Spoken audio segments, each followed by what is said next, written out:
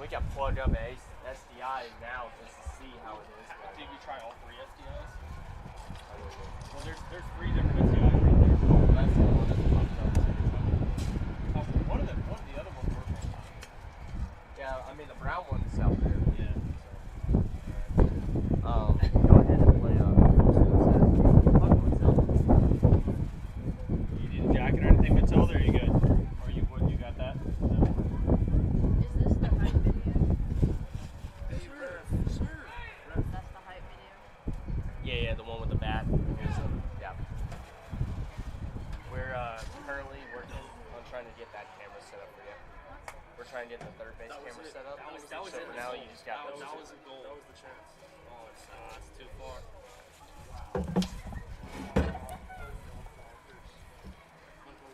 Is there not one that's like the lineup? Is that not? Yeah, don't worry about it.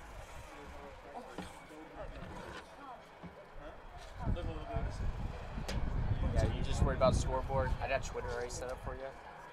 So, you find some good tweets.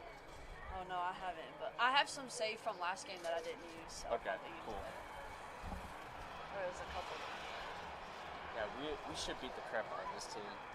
I mean, they can hit really well. Like, they got maybe 20 less hits than us total, but they only hit like 20 home runs this year. But We have that individually. yeah, you know, you guys have hit the second most home runs in school history. In school history, well, we're leading Division 2. Yeah, but the record here is 104 for y'all. What are we at? At 81-ish, somewhere around that. Because y'all hit like 5 or 6 home runs. I mean, Faith only hit the only home run of game 2, but still.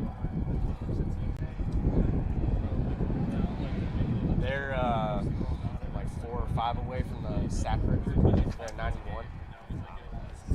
I have a little segment on here comparing all to FloBaseball offensive stats. Yeah. Because right now they're 11th when it comes to doubles in school history. Let's see, they are at 90 total doubles on the season. I'm sad there's no Cole Stanford in this game. Is he hurt? I think they're just resting, honestly. That's my best guess. It is Jackie Robinson Day, and Kidder's playing.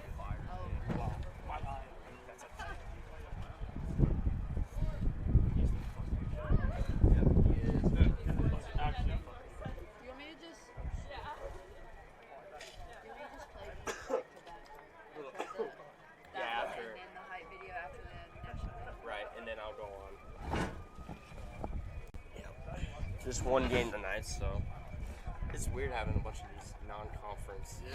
Non-conference softball yesterday, non-conference baseball tonight, and then non-conference women's lacrosse tomorrow. Okay. Yeah, somebody took our golf cart too. Someone took your golf cart again? Well, Eli had to take it because he had to get the officials.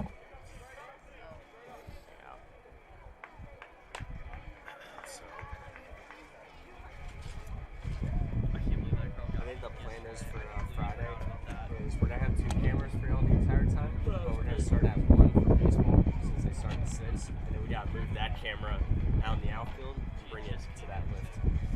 So y'all have 2 cameras for broadcast. Yeah. Against Carson David, but Hopefully we'll be done by 6. yeah, I'm not taking any chances because I learned by the lesson. Knowing us, yeah, we'll probably play 3-hour games. I learned my lesson with a flag work.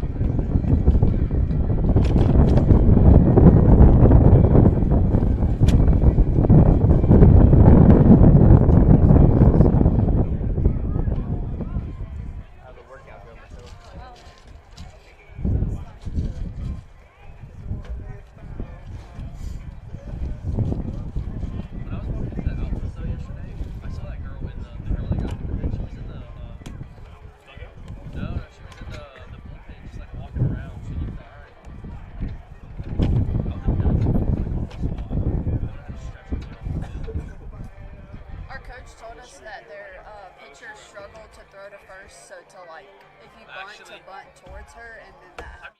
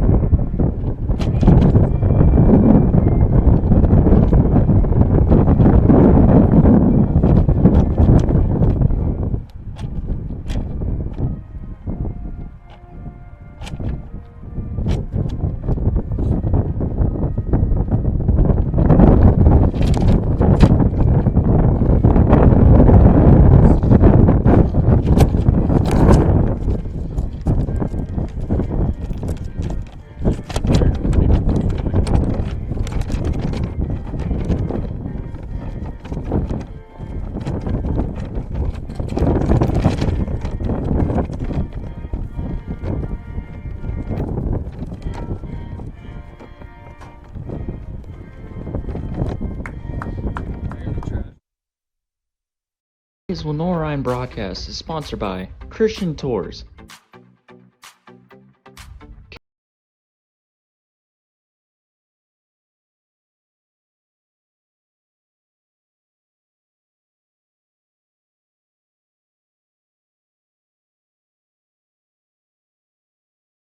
And Pepsi.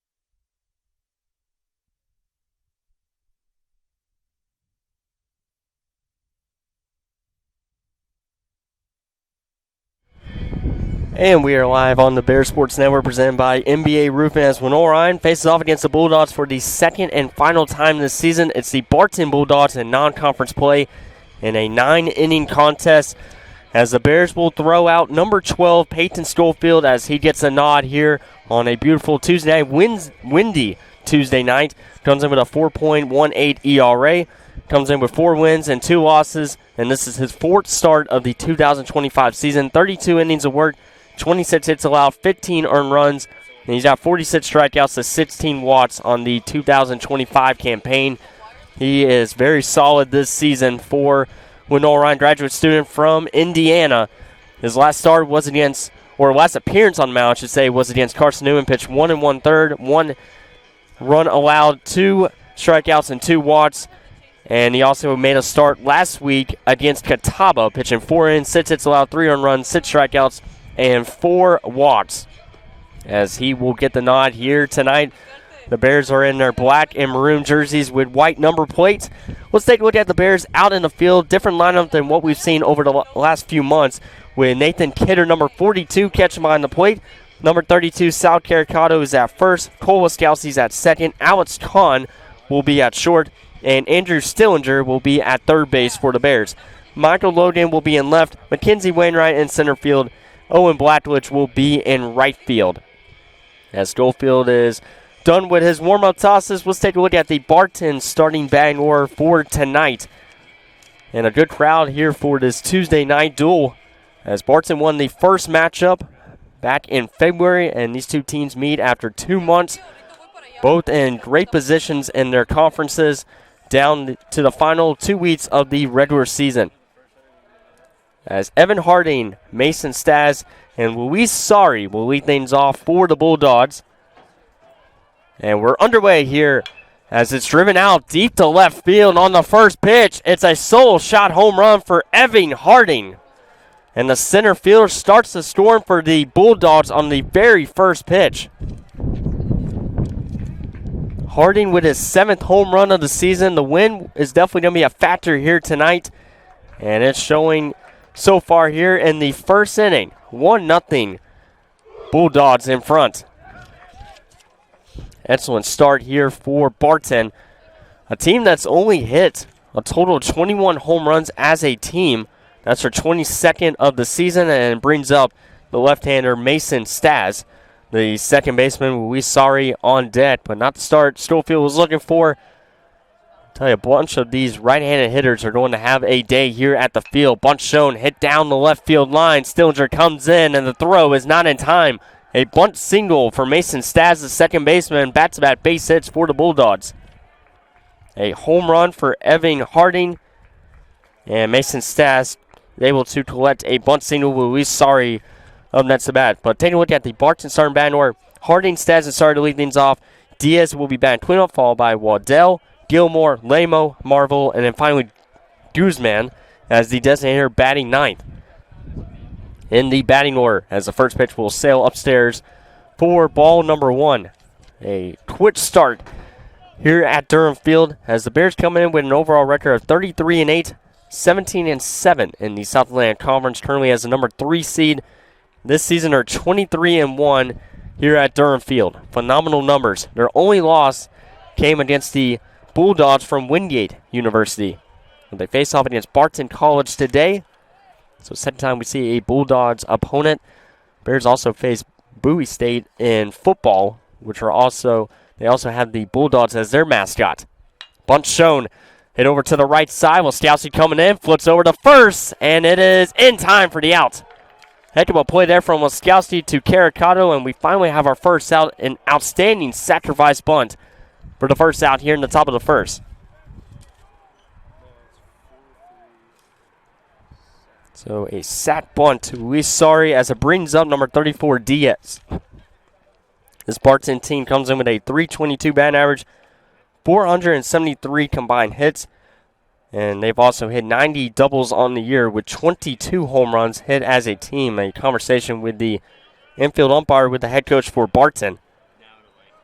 After that conversation, it looks like it was going to be first and second, but Laskowski flips over to Caricato in time for the first out. Already 2 base hits for this Barton team at the top of their batting order. As it brings up Diaz, the third baseman, another right-handed hitter stepping up. And the first pitch will sail outside for ball number 1. But LR comes in as number 10 team in the country. Well, for Barton, they're unranked, but they're 26-16 overall, 17-7 in the Conference Carolinas. And they're facing off against another South Atlantic Conference opponent this season, as that one misses upstairs 2-0. Against the SAC, the Barton Bulldogs are 3-5 with games against Coker, Newberry, and Wingate. So a very good matchup tonight on a Tuesday afternoon going into the evening. Schofield down the count 2-0 here to Diaz, and that connects for strike number 1. We'll take a look at the stats for Peyton Schofield on the 2025 season. Mentioned a 4.18 ERA. This is his 20th appearance on the mound. His 4th start of the year. He has 1 save under his belt with 32 innings of work. The 2-1 pitch is a fly ball deep to left field. Logan backing up. It's a no-doubter. A 2-run shot for Diaz, and it's 3-0 Barton here in the top of the first. So Diaz and Harding with first inning home runs, and Barton takes a 3-0 lead. They are in their gray uniforms today.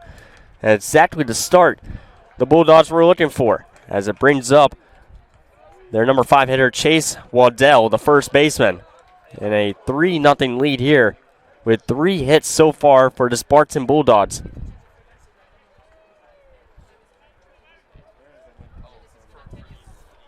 Just 1 out here in the top of the first for Schofield. 2 long balls.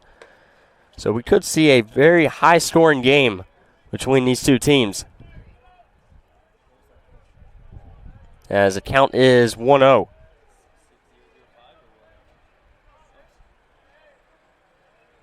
And the 1-0 pitch is a ground ball to second to Cole Laskowski over to first in time, and that's our second out of the inning. As it brings up number 27, Gavin Gilmore. But both teams coming into this matchup, Barton's got 473 hits as a team. LR has 491 hits. The only difference between these two squads is the long ball. But 2 outs here in the top of the first inning. And the first pitch connects for strike number 1 here to Gavin Gilmore. Gilmore comes in with a .327 batting average, 41 base hits. He's got 3 home runs and 30 RBIs on the season. And he is currently on a long hitting streak as well. It's once to left. It'll drop in for a base hit, the 4th hit of this inning for the Bulldogs. So even though it is a 3-0 lead for this Bulldog squad, Bears offense also has the capability for the long ball, and it'll start with their leadoff hitter, Mackenzie Wainwright. It'll be Wainwright, Stillinger, and Laskowski to lead things off in the bottom half of this inning. Runner on first, 3-0 lead for the visitors, as it brings up Salvatore Lemo, the left fielder, number 3. Still 2 outs here in this inning. The first one misses outside for ball number 1. For Diaz, that was his 8th home run of the 2025 season. He's now up to 46 runs driven in after that 2-run shot deep to left field over the head of Michael Logan. Getting a nod in left field again. The 1-0 pitch, ripped foul down the left field line. Evens count up at 1 ball and 1 strike. On the other side, it will be Brady Dunlop, number 20, getting the nod for Barton in the bottom of the first inning. Barton looking for the series sweep against their non-conference rival, while Lenoir-Rhyne is looking to try to come away with a split. Fouled in the box by Lemo. With number 43, Jackson Marvel on deck. This is the 7th batter of this inning against Peyton Schofield. Schofield this season has only allowed 1 home run coming into this matchup, and he's allowed 2 home runs here in the top of the first. But against a very talented Barton lineup, long ball to Story so far to begin this game. 1 ball and 2 strikes. And it's downstairs 2-2. As Schofield trying to collect his first strikeout. He's thrown over 15 pitches so far in this first inning. No walks and no strikeouts, with 2 long balls and a single. And fouled off against the net. 2 singles and 2 home runs for this Barton lineup here in the top of the first. The last time the Bears gave up 2 home runs in the top of the first here at home was against Southern Wesleyan. They had a response in the bottom half of the first inning. As that one is in for strike 3. Schofield with a strikeout, and we go to the bottom of the first, 3-0 Bulldogs.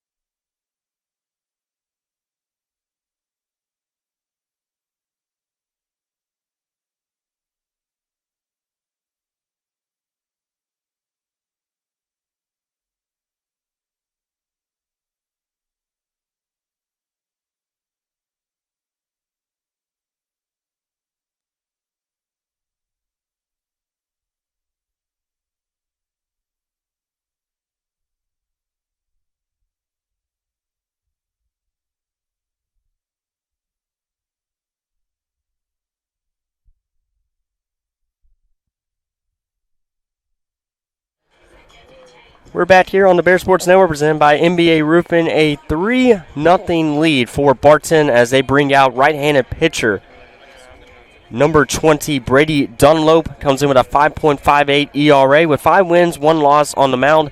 This will be his first start of the 2025 season. And he has 1 save on the year with 30 innings of work, 29 hits allowed, 19 earned runs with 34 strikeouts and 21 walks on the season. As this Bears offense comes in with a .360 batting average as a squad, 491 hits combined, 91 home runs, which is a program record. And they are at 104 doubles on the season as well. And the pitch will sail outside for ball number 1. As Wainwright will kickstart the offense with a .468 batting average, 18 home runs, 58 runs driven in. And he has 81 hits. And a great weekend against Carson Newman on Friday and Saturday. That one is inside for ball number 2. And we could see some history today, especially with the long ball being the story of tonight's game. Wainwright is 1 home run away from breaking the record for the most home runs hit by a single player in LR history, currently at 18. I'll be taking him for a stride, 2-1 here to the leadoff hitter.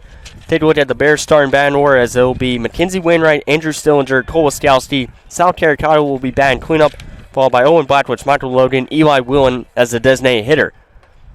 That one's outside 3-1, and then Nathan Kidder, number 42, and finally Alex Kahn will be the number 9 hitter for this Bears team as the wind continues to pick up, blowing out there in left center field. Could be a day for these right-handed hitters as Wainwright fouls one out of play, and it's a full count to start here in the bottom of the first inning. Only 2 home runs have been allowed from Brady Dunlop this season. Making his first start of the 2025 season, Barton trying to get back in the win column. The 3-2 pitch, ground ball up the middle of base says Wainwright will continue his hitting streak with a leadoff single here in the bottom of the first. Wainwright has had 8 straight games with 2 or more hits, but he continues his hitting streak with a single up the middle, brings up Andrew Stillinger, who is number 1 on the roster sheet, but he's number 11 tonight, which is usually held by Will Girardi. He will not be pitching tonight. He'll be resting for this 3-game series coming up at home against the Pioneers. The first pitch, the Stillinger is in for strike number 1. But the Bears changing up their batting order tonight. Now on Stillinger to bat right behind Mackenzie Wainwright. Blackwich is still playing, but he'll be batting 5th behind Sal Caricato. Kidder getting the start. No Cole Stanford in this one as of late. That pitch is downstairs. We'll take a look at the Barton Bulldogs on the field. Jackson Marvel will be catching on the plate. Chase Waddell will be at first. Mason Stats will be at second. Luis Sari at short. And Diaz will get the nod at third base. 1 ball and 1 strike here to Stillinger as it's a pickoff attempt at first. Salvatore Lamo in left field. Evan Harding in center field. And Gavin Gilmore will get the start in right field. Barton looking for their 4th win this season against a SAC opponent. As Stillinger ground ball over to the shortstop. Bobbles it at first, fires the first. It's a double play. Wainwright led off the end with a single. Stillinger hits into a 6-3 double play. Mishandled at first from Sari at shortstop. Recovered at second and then fired the first for the double play. And 2 are gone here in the inning.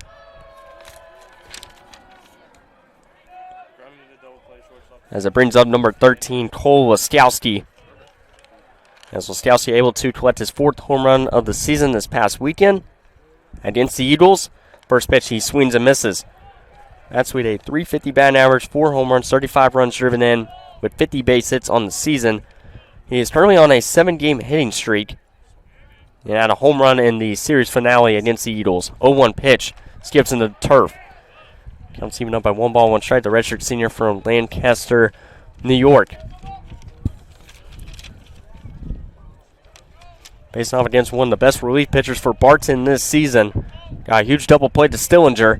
And Waskowski is going to rip one right to right field. And this one's going to drop in for a base hit. Splits the outfield, goes all the way to the wall. Now will continue the hitting streak for Cole Waskowski with a 2-out double. Waskowski collects his 51st hit of the season. A 2-out double, and it brings up Sal Caricato. who also could make history tonight as well. He's currently at 17 home runs, 64 runs driven in. He had a home run and 5 RBIs against the Eagles this past week over in Tennessee. And he's 2 away from breaking the record. Has the most home runs in a career at Lenoir-Rhyne. Can he provide damage here in this inning? As that one misses upstairs for ball number 1, a 3-0 lead for the Bulldogs. It's a 4-2 in favor of Barton to open up this first inning, but still a long way to go. LR trying to get on the scoreboard here in the bottom of the first. The 1-0. Outside 2-0 here, the Sal Caricato. And Caricato's home run came in Game 1 against the Eagles back on Friday afternoon. But a game-tying home run and now the score at 9-9. Sadly, the Bears fell in that first game of that 3-game series. Count is 2-0, a hitter's count to Caricato. As that one drops in. Good pitch there from Dunlop. And it's 2 balls and 1 strike with Laskowski on at second. And the Bears are now tied for 10th in school history with the most doubles hits at 105 after Laskowski's 2-out double. 2 balls and 1 strike. And a good take there from Caricato makes it a 3-1 count.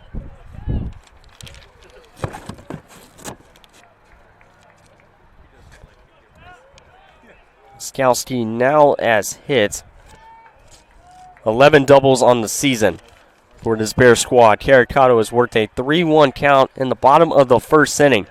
And the pitch.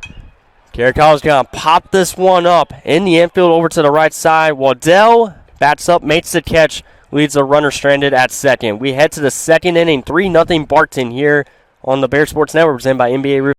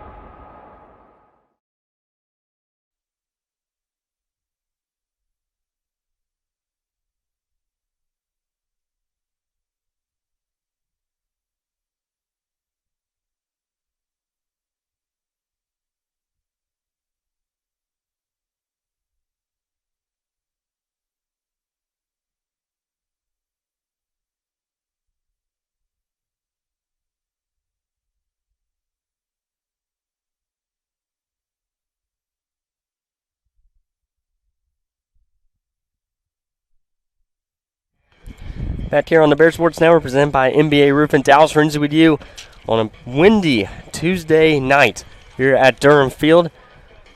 The Bears will start their 4-game homestand tonight with 3 games coming up this weekend against Tusculum to close out the home schedule in conference play. They still have a chance to host in the first round of the playoffs with a series from Friday to Sunday here at Durham Field. But right now they're on the outside looking in, but with 2 conference series remain against Tusculum at home, and then they will travel to Anderson to face off against the Trojans. They still have a chance to be one of the top 2 seeds when the season is over, competing with Catawba and Carson Newman. The first pitch swung on a miss. As it's 8-9-1 in this batting order for Barton, with Jackson Marvel, Jerry Guzman, and Evan Harding. We'll take a look at the opponent profile for the Barton Bulldogs. Mentioned their record is at 26-16 overall, as that one misses for ball number 1. 17-7 in the Conference Carolinas, and they are also 14-5 this season on the road. Currently on a 4-game losing streak, losing 2 straight games to Emmanuel. The 1-1. This is upstairs as well. They're under the leadership of head coach Keith Gorman in his 6th season with 147 wins and 110 losses.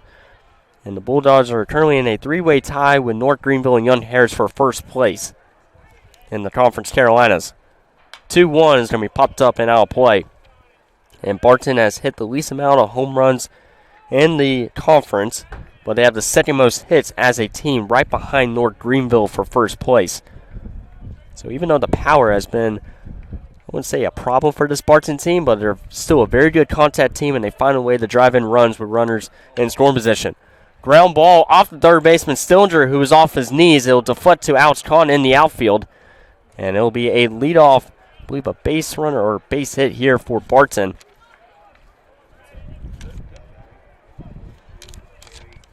As Jetson Marvel comes away with a leadoff base hit here for the Barton Bulldogs. We go to our number 9 hitter, Jerry Guzman, the designated hitter. As Schofield has thrown a total of 24 pitches so far. I've been through 2 innings. Bunch showing the pitch will miss upstairs. Got a strikeout to close out the top of the first inning, but not before you have 4 hits and 3 earned runs. And you're actually going to credit that as an error to the third baseman, Stillinger. Usually we have seen a good bit of Eli Willen at third base. Bunch shown again, and that one's not going to connect for strike 1 either, so it'll be a 2-0 count to Jerry Guzman. 473 hits for this Barton team coming into this matchup, and a very good batting average at .322 on the season. They hit a lot of extra base hits, especially doubles and triples. This one's popped up, and it'll sail out of play. Count goes to 2-1 after the leadoff E5 from Andrew Stillinger. Evan Harding awaits on deck as he took the first pitch deep to left field. There's no activity in the bullpen here for Lenoir-Rhyne. This one will lift over. Cole Wiskowski go into the gap into right center field. Wainwright will chase it all the way to the wall. Runner's going to be sent home from third. The throw will not be in time as it's an RBI triple for Jerry Guzman. Extends the lead 4-0 for the visitors.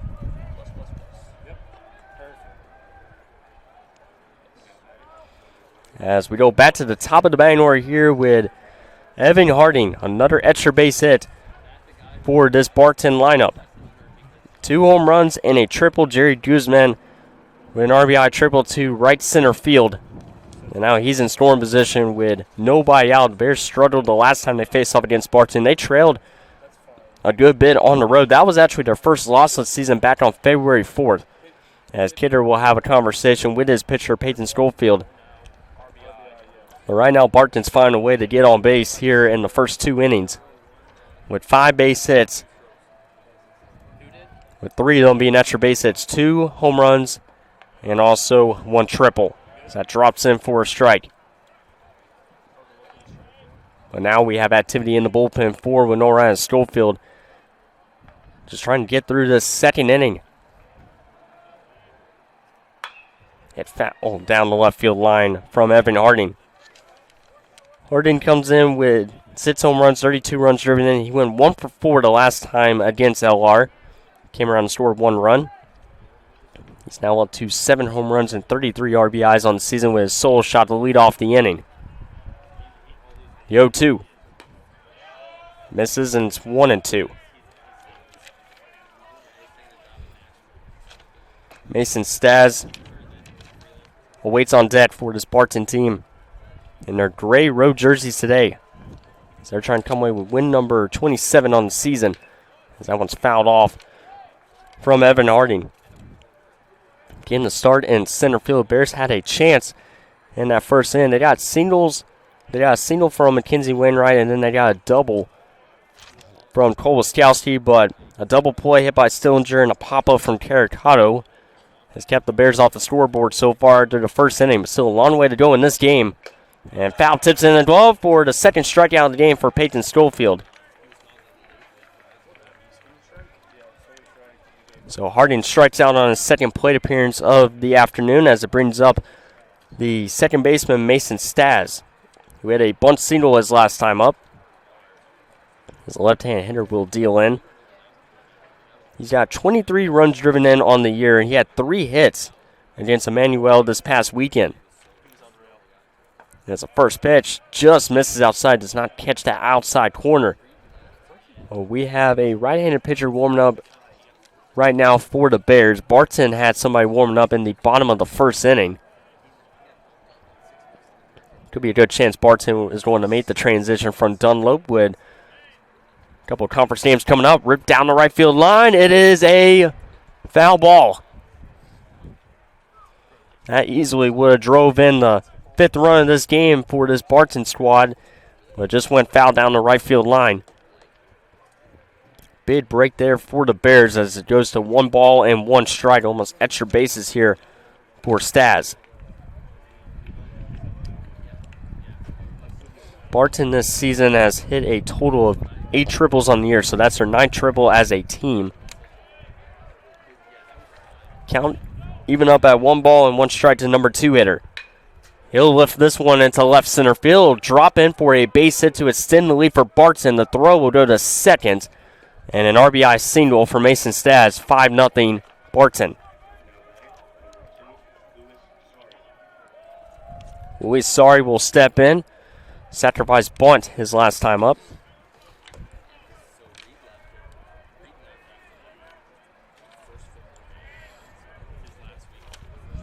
Sari steps in with 61 base hits on the year. Diaz and Sari lead the way with the most base hits on this Barton team.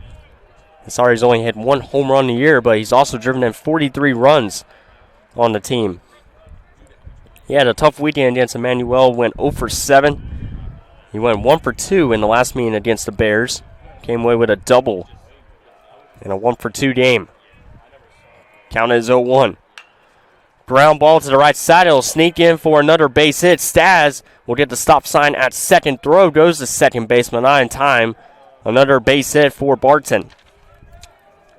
And Sari coming away with his first base hit of the night with Diaz up next to bat. At a 2-run home run to left field, and that might spell the end for Peyton Schofield on the mound. They will go 1 1/3, but gives up 7 base hits to Barton.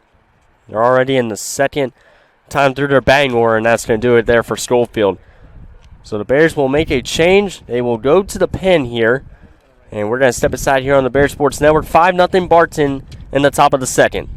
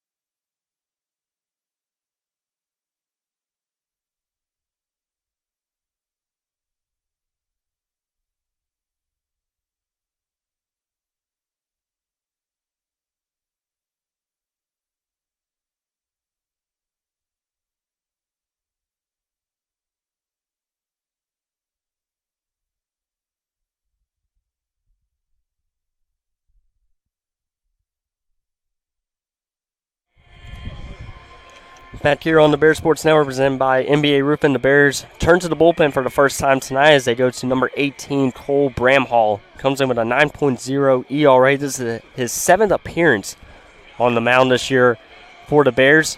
He's only pitched 5 innings, allowed 11 hits, 5 earned runs, and he's got a total of 4 strikeouts and 2 walks. Last time he was on the mound for the Bears, a redshirt senior from Arizona. Listed at 6'3", right-handed pitcher, was against Catawba last week, where he pitched 1 inning, allowed 1 hit, had 2 walks, and a strikeout. He came in the middle part of that game. Well, was victorious last Tuesday, 7-4. Right now, they're just trying to get some outs here. First and second, 1 out, 5-0 lead for the visitors. He's only pitched 1 inning. That's the most he's pitched this season. Did that against Columbus State, Bloomsburg, Concord, and Catawba. So he faced off against another non-conference opponent for first-year head coach Adam Skonecki. Searching for answers, and that is not a good start there for Bramhall as he hits the first batter, Diaz. So the bases are loaded for the first time in this game for either team. First batter's been hit by a pitch. Brings up the first baseman, Chase Waddell, who made the final out in the bottom of first. A pop-up catch to Sal Caricato. He grounded out to Cole Wiskowski his last time up, but the base is loaded here for Barton. Still one out, so Bears still have an opportunity for the double play ball as the first pitch is fouled off. The Bears will have Owen Blackwich, Michael Logan, and Eli Whelan to lead off in the bottom of the second, trailing 5-0. 7 base hits for this Barton Bulldog squad. As the 0-1 pitch is fouled down the left field line. But Bramhall had 2 strikeouts against Bloomsburg State. 1 strikeout against Columbus State, and then 1 strikeout against Catawba. As the count is 0-2. And that one just misses downstairs, 1-2.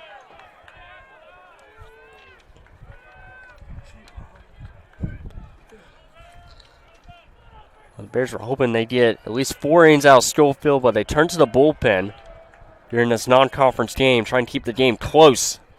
Lifted down the left field line. Long run for Michael Logan, and he's going to let it drop. It's a fair ball, or is it foul? The umpire called it a foul ball. I thought for sure that landed fair, but it bounced into the bullpen. Logan was trying to allow it to drop foul. And now they're saying the run will score. It's going to be a ground rule double. Barton will extend the lead.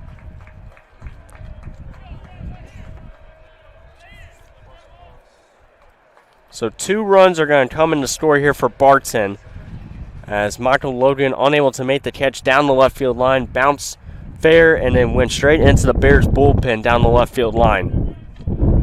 So it is going to be a ground rule double, 7-0 lead.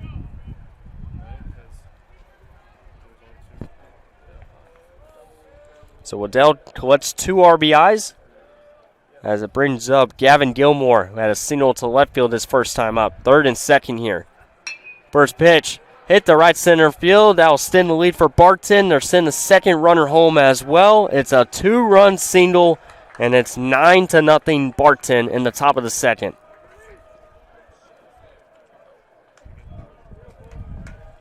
As it brings up Salvatore Lamo, the left fielder. Largest deficit of the season for this Bears team since their last meeting against Barton. We'll talk about the recap from the last time they faced off against the Bulldogs. Runner on first here with 1 out. A 2-run double off, which was a ground rule double, and now a 2-run single to extend the lead. Waddell and Gilmore collecting a pair of RBIs. Lamo will step in, a 9-0 lead off 9 hits for the Bulldogs. Popped up. Kahn lost sight of it. Coming over is Logan. He'll make the catch for the second out of the inning.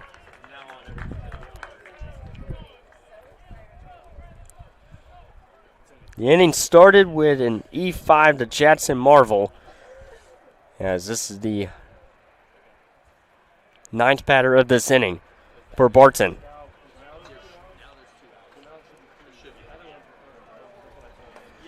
Still a run on first here with 2 gone.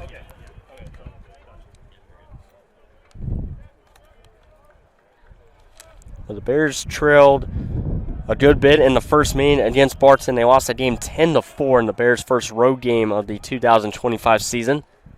And a swing and a miss there from Marvel. And the Bears did not have a base hit against Barton until the 4th inning with Cole Wiskowski single to left. Bears generated their first run in the 7th off an Alex Kahn RBI single. Base hit to right field for Marvel. And another 2-out single extends the inning. And that'll be Marvel's first base hit.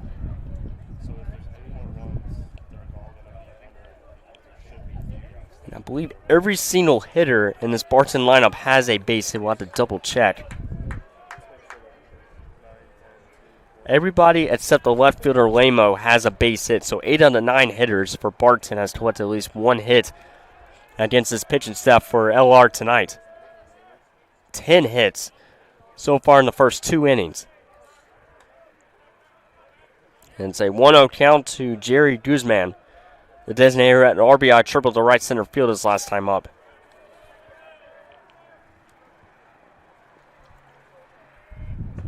Bramall misses inside once again, 2-0.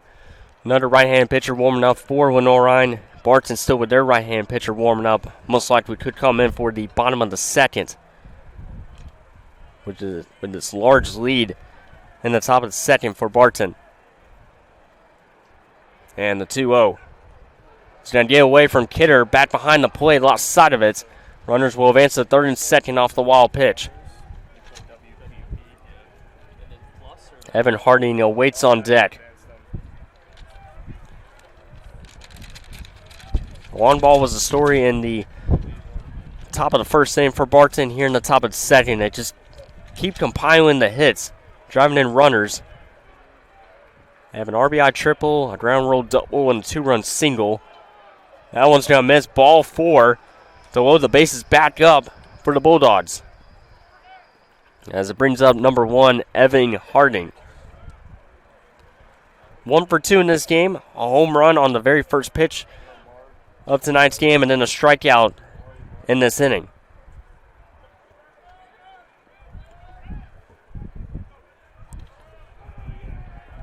Bases loaded with 2 gone here in the top of the second. The first pitch connects for strike 1. A 6-run top of the second for the Bulldogs.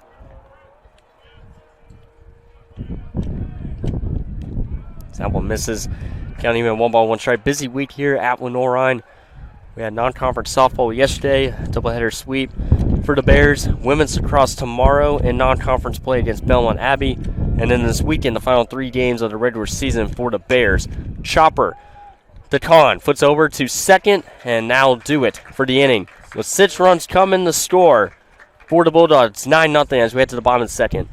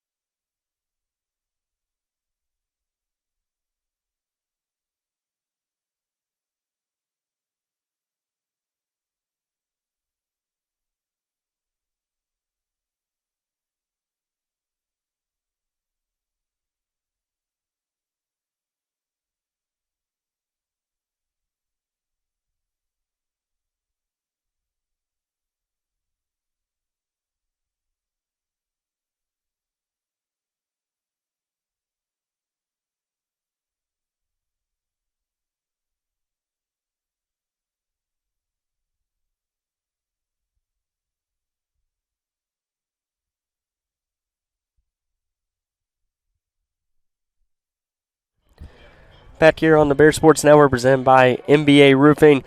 Lenoir-Rhyne trails 9-0 as we open up the bottom of the second. They will have Owen Blackwood, Michael Logan, and Eli Willen to lead things off. Bears did compile 2 base hits in that bottom of the first. Wainwright able to continue his hitting streak. And Cole Wiskowski able to continue his hitting streak as well, up to 8 games. Well, we're used to having Owen Blackwood batting right behind Mackenzie Wainwright, but head coach Adam Skinetti trying out something different in this non-conference battle with the Bulldogs, as Blackwood will bat fifth. So 5, 6, and 7 in the batting order for the Bears. The first pitch is downstairs for ball number 1, as Dunlop, number 20, is back on the mound for Barton. 2 hits allowed off of 17 pitches in that first inning. Got a big double play from his infield. And a 1-1 count here to Owen Blackwood, the senior from Canton, Ohio. Blackwood with 6 home runs, 32 runs driven in. Had a tough weekend against Carson Newman, went 2 for 11. As the 1-1 pitch is going to miss outside 2-1. But he has a career high now in hits with 55 and has a 382 batting average on the season. Trying to get the Bears on the board. And a good take there. 3 balls and 1 strike. Dunlop has not walked a single batter so far. He was down 3-1 against South Carolina, but got a pop-up on the 3-1 pitch. And he misses inside a leadoff walk to Owen Blackledge. So Bears come away with another base runner. And as their leadoff batter is on once again, brings up the left fielder, Michael Logan. He's wearing number 10 tonight for the Bears. Logan also had a tough weekend against Carson Newman, went 0 for 7. Did not play in the third and final game as the first pitch misses upstairs to him. 3 home runs, 33 runs driven in, and has a 317 batting average on the year. It's been a good bit since his last home run as well, as this Bears team has had 91 home runs as a team. And he's going to chop one foul down the left field line. And they are a few home runs away from breaking the SAC record for the most home runs in a season. Crazy they were able to break the record, the school record, with 13 games remain. 1 ball and 1 strike to Michael Logan. Nowhere near the strike zone there. 2-1 with Eli Willen awaiting on deck, who's been the hot hitter for the Bears over the last few weeks. Had a great weekend against Carson Newman. Great game against Catawba. 2-1. And it's 3-1 here to Logan. There is still a right-hander pitcher warming up in the pen for Barton. Bears also with activity in their bullpen with their second right-hand pitcher warming up. Possibly coming in for Cole Bramhall. 3 balls and 1 strike. Logan's going to drive one deep to left field. It's up against the wall. Takes a crazy hop on the left fielder. Blackwood to third, and Michael Logan comes away with a double. Third and second here for the Bears. So Michael Logan collects an extra base hit, and that has to feel good there for the left fielder after struggling against the Eagles in conference play.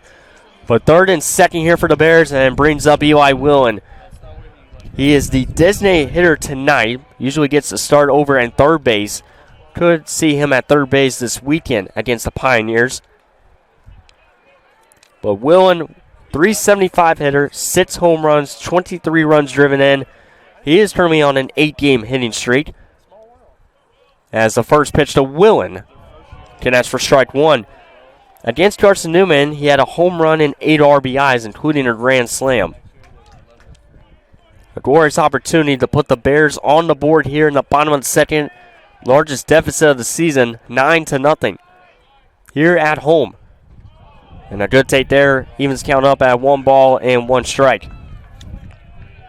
Nathan Kidder, number 42, awaits on deck. And he's getting some quick advice from South Carolina on the on-deck circle after Carolina's first at-bat. 1 ball and 1 strike here to Willen. He's going to hit this one into right center field. Drops in for a base hit. The Bears are on the board. Here comes Logan. The throw from right center field is not in time. A 2-run single for Eli Willen. It's 9-2 Barton in the bottom of the second. That is 10 RBIs from Eli Willen in the last few games for the Bears. And he continues to stay red hot. A very good throw from the center fielder, Evan Harding. But the Bears, with a leadoff walk, Michael Logan with a double to left field, and Eli Willen with a 2-run single advances second on the throw. And now Nathan Kidder steps in with a runner on second. Still nobody out, and the Bears cut the deficit to 7. First pitch is outside for ball number 1. Exactly what the Bears needed. Down 9-0. It's 9-2 here in the bottom of the second. Still nobody out. Trying to chip away at this lead. Been a good bit since we've seen Nathan Kidder in the batter's box for the Bears as he fouls off the 1-0 pitch. Kidder comes in with a .351 batting average. This is only his 38th at-bat of the year. He's got 13 base hits, 2 home runs, and 9 RBIs on the season. Both of his home runs came in the same exact game. One right off the scoreboard as he fouls off the 1-1 pitch.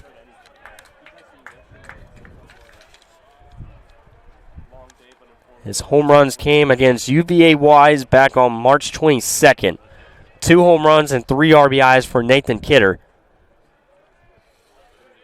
He's 0 for 3 in his last 3 at-bats. And he is caught looking for strike 3 in the first out here in the bottom of the second. We go to number 9 hitter, number 20, Alex Kahn.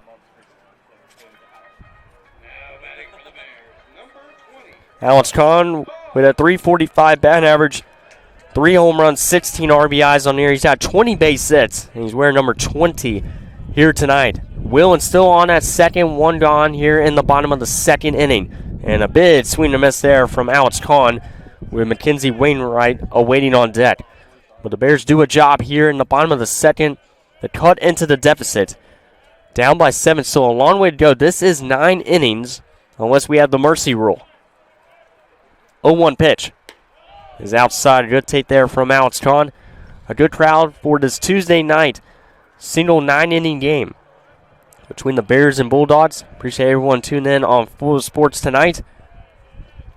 Big shock for this Bears team, trailing 9-0, but they're trying to come back here with a lot of game left. And Kahn sits on the 1-1 pitch, and it's in there for a strike. Kahn has split time with Keeter at shortstop this season. Number 9 hitter trying to come through here and stand tall with 2 strikes. 1 ball and 2 strikes. Kahn hits this one down the left field line. It's a foul ball. Last home run Alex Kahn hit was also the only home run the Bears hit against LMU back on March 28th through the 29th. Hit a home run against Wingate back on February 21st and also against Boonsburg on February 15th. Battling here with 2 strikes, 1 and 2 in the bottom of the second. Kahn swung on a miss, and it's back-to-back strikeouts for Dunlop. As it brings up the hottest hitter in Division II baseball, Mackenzie Wainwright, collected his 82nd hit of the 2025 season on his first plate appearance with a single right out the middle. Able to continue his long, extended hitting streak, now over 30 games. Still has Eli Whelan after back-to-back strikeouts to Kidder and Kahn. Wainwright on the first pitch, lays on it, and it's a 1-0 count to begin here to Wainwright. Still 1 home run away from breaking the record. Not a single Bear has ever hit 20 home runs in a season. Currently at 18, has a chance to do it here in this 4-game homestand. The 1-0 sits on it once again. It's a 2-0 count with Andrew Stillinger awaiting on deck. Would not be surprised here that Dunlop is very cautious with these upcoming pitches to Mackenzie Wainwright. With 2 outs here in the bottom of the second. And he has not seen a pitch he likes. It's a 3-0 count. We'll see if Wainwright will have the green light. 58 runs driven in for Wainwright, which is second best on the team, right behind his teammate Sal Caricato, with 64 after having 5 RBIs against the Eagles this past weekend. 3-0. And that's for strike 1, so we will see a 5th pitch of this at-bat. And Wainwright also trying to extend his streak of multi-hit games to 9 with another base hit. Got a single already. The wind continues to pick up here at the field. 3 balls and 1 strike to the leadoff hitter, Mackenzie Wainwright. Wainwright hits a chopper to third. Played nicely by the third baseman. Diaz fires the first low throw, but a good scoop by the first baseman, Waddell. Bears cut into the deficit, down 9-2 as we head to the third here on the Bears Sports Network.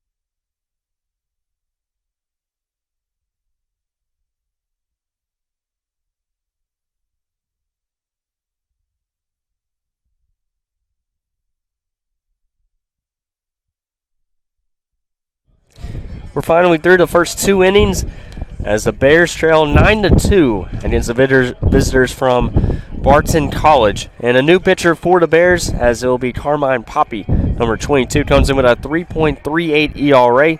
His 7th appearance on the mound this season. 5 1/3 innings of work.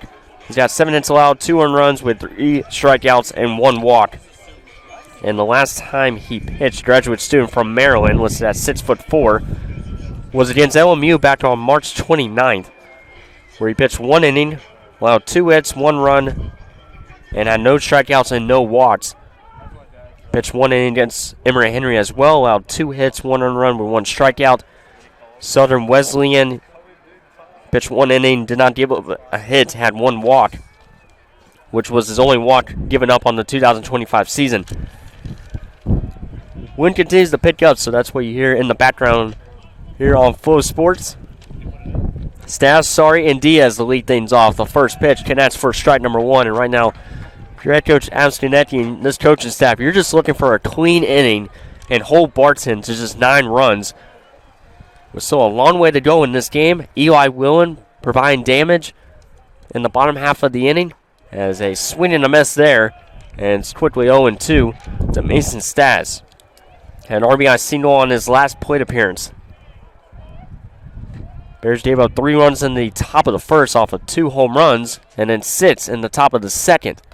So that sails outside, and it's 1-2. A 2-for-2 game for Mason Stas. Had a bunt single his first time up. Down the left field line, tall play there for Andrew Stillinger. He could do it once again if he wants to. He does not like the pitch inside, and it's 2-2 now.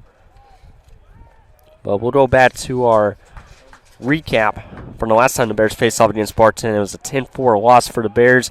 First road game of the season. Barton scored the first 9 runs in the first 4 innings. That's a pitch downstairs, 3-2. So for the second time in a row against Barton, they trail 9-0. Except it took the Barton Bulldogs to score 9 runs in the first 2 innings. It'll be a walk to lead things off here in the top of the third. So Stas has been on base all 3 at bats. As it brings up Luis Sari. Sacrifice bunt and a single so far in his first 2 plate appearances. Cole Wiskowski delivered the Bears' first hit of the afternoon with a single to left field in the 4th inning, the first time these 2 teams met. And the Bears generated their first run in the 7th inning off Alex Cohen RBI single to center field. Lenoir-Rhyne loaded the bases up with no outs in the 9th, leading to 3 runs scored before the final out. Good frame job from Kidder, but doesn't get the call from the home plate umpire.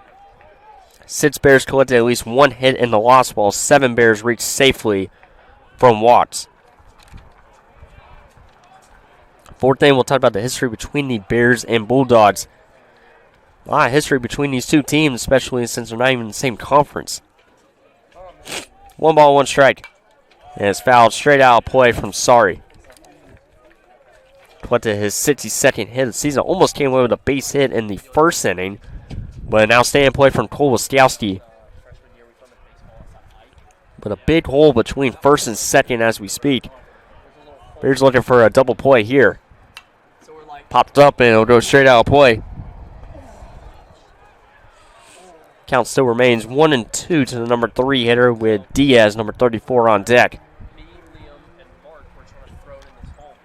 But this is a non-conference game, so it will not hurt the Bears down the stretch when it comes to hosting. Swung on a miss. Poppy with his first strikeout since coming out of the pen. And it's out number 1 here in the 3rd. As it brings up number 34, Diaz, a 2-run shot to left field and was hit by a pitch from Cole Bramhall. We've started with Peyton Schofield, went 1 1/3. Bramhall got the final 2 outs of the 2nd after giving up a handful of base hits. Bunt here from Diaz. He went around for strike 1. And he's laying down a bunt here. Another right-hand pitcher warming up for the Bears.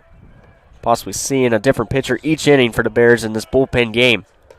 Inside for ball 1. 1 ball and 1 strike here to Diaz. now up to 67 hits on the season, 8 home runs, 46 runs driven in. Was hitless in his last 2 games. Line drive, caught by Kahn, fires the first, and it's in out of the glove of Caricado. But it's out number 2 here in the top of the third. Kahn with a line drive catch, a low throw, almost got the double play at first base. So Diaz with a line out as it brings up Waddell. We got lucky as he popped one up down the left field line. Michael Logan was hoping it was going to drop foul.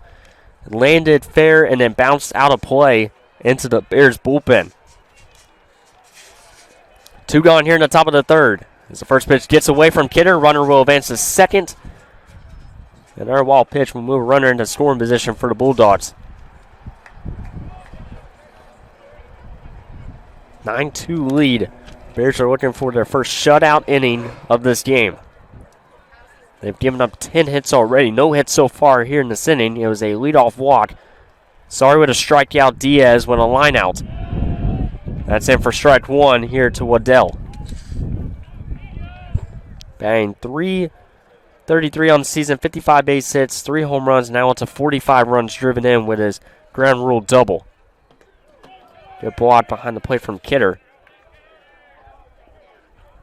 Waddell had 2 RBIs the last time he faced off against the Bears back in February. Follows it up with 4 RBIs so far in this 2-game series, as Barton has scored 19 runs against the Bears bullpen. 2 balls and 1 strike. Swung on a miss on a pitch downstairs. Goes to 2-2. Bears will have 2, 3, and 4 in their lineup due up in the bottom of the third, with Stillinger, Laskowski, and Caricado. Looking for a shutout inning here. 3-2 now.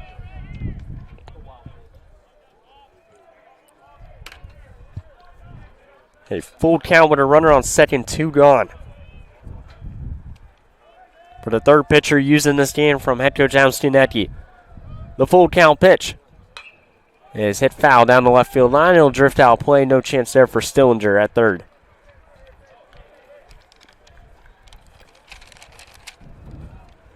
But today we see Owen Blackledge in right field. We've seen a good bit of Tyler Bradley in right. But they have Caricado out in the field over at first base, with Stillinger getting the start at third. The 3-2 is a fly ball to center field. Wainwright trying to track it down. Bats up and makes the catch. The first shutout inning of the game for the Bears. We're going to the bottom of the third. They trail by 7.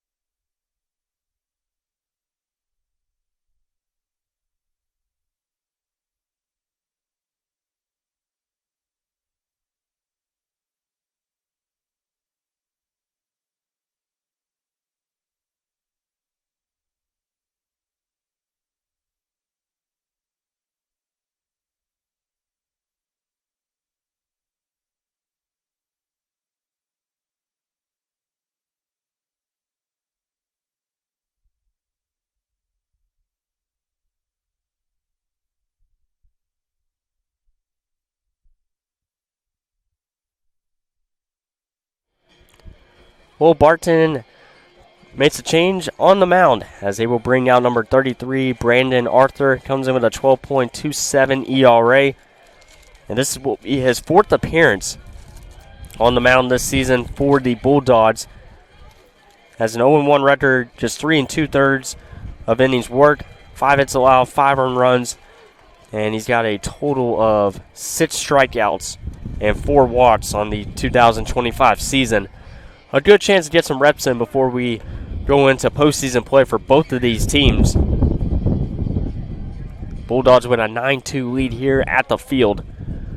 At Durham Field, the Bears have been so strong here at home. They're 23-1, but right now they're trying to avoid their second loss of the season here. If they fall here tonight, both of their losses would come against teams with the mascot Bulldogs. But the Bears will have Stillinger, Laskowski, and Caricotto trying to cut into this deficit down by 7. And the first pitch from Arthur is outside for ball number 1. The day is officially done for Dunlop. Just giving up 2 runs, got a big double play in his first start of the season. Count is 1-0 here to Stillinger from New York. Right down the middle for strike 1, the junior. Stillinger hit into a double play his first time up.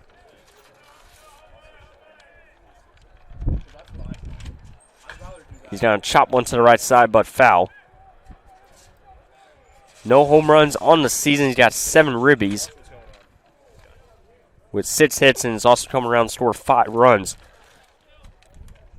And it looks like there's an issue with the pitch comm as they're helping out the catcher, Jadson Marvel, back behind the plate. Not on the same page with his pitcher, but it is 1 ball and 2 strikes to Stillinger. Looks like his earpiece might be a little bit loose, and also trying to tighten it up for the catcher. Seen that a handful of times, especially we saw this against Mars Hill in the first game of 3 against the Lions, where their pitcher had trouble with the pitch count, and they delayed the game for a good 5 minutes until they got it situated. But looks like this might be like a minor issue with this Barton team. Hits are 10-4 in favor of the Bulldogs. Take a look at the final numbers for Dunlop for Barton. He faced 10 batters, had 44 pitches, got 2 groundouts, 1 flyout, 2 innings of work, 2 earned runs against him off of 4 base hits, 2 strikeouts, and 1 walk. Both of his strikeouts came in the second to Kidder and Kahn. And he allowed 2 doubles. So the Bears, this team is in the top 10 now with the most doubles in school history. By the end of the season, they will have the most home runs as a team. It looks like they're having the issue fits with the catcher, Jadson Marvel, number 43. At 1 ball and 2 strikes. 1 ball and 2 strikes to Stillinger. And he stays alive with 2 strikes. 1-2 now.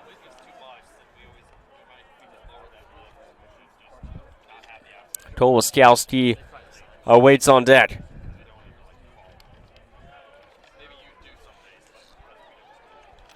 Stillinger from Niagara Falls, New York, the junior.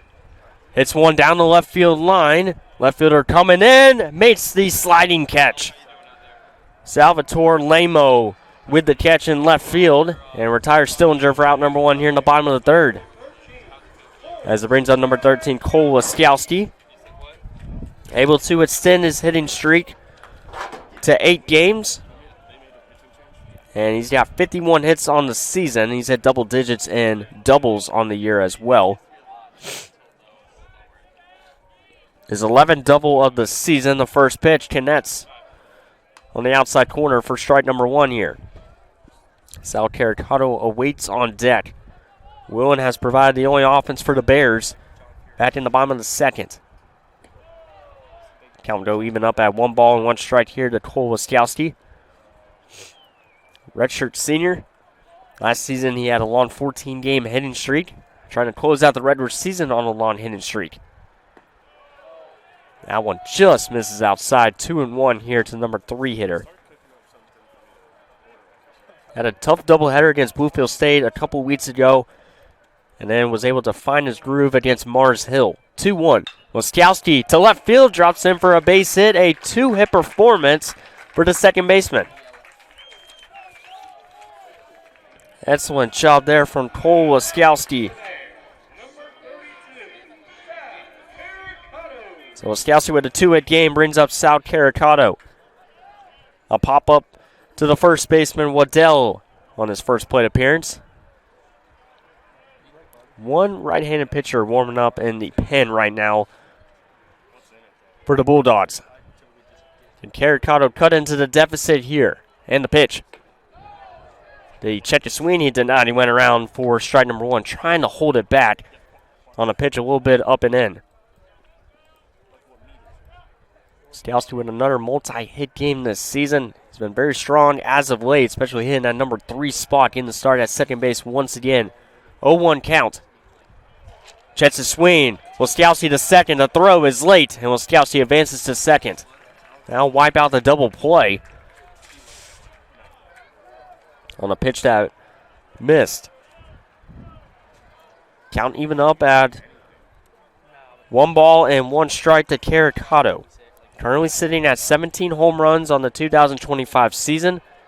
The wind is in favor of a player to pull it to left field.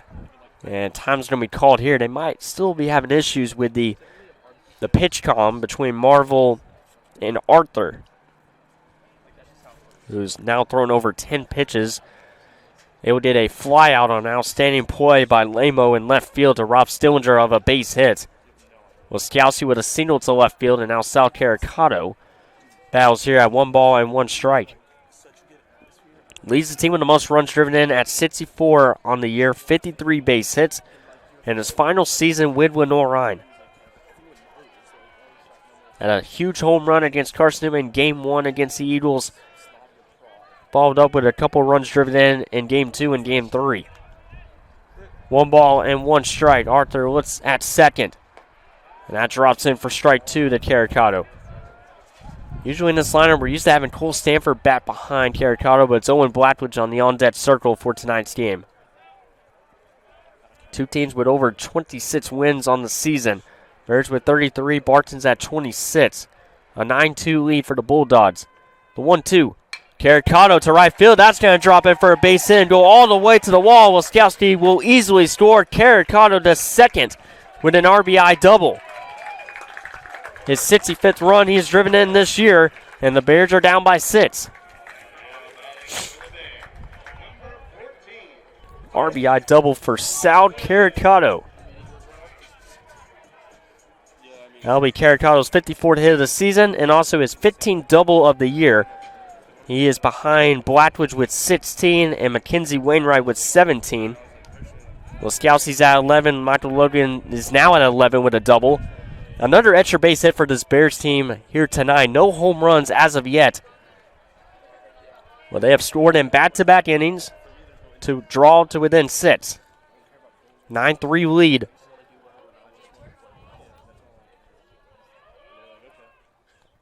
First pitch to Blackledge is downstairs.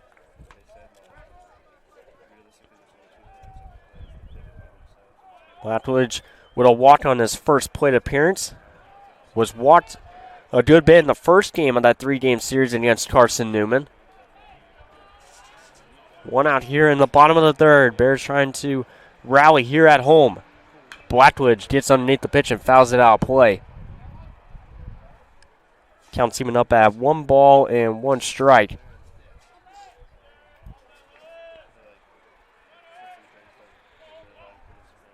Carricato at 65 runs driven in. He is in the top 10 when it comes to runs driven in his career, with over 160 with the Bears. Phenomenal career. 1 ball, 1 strike.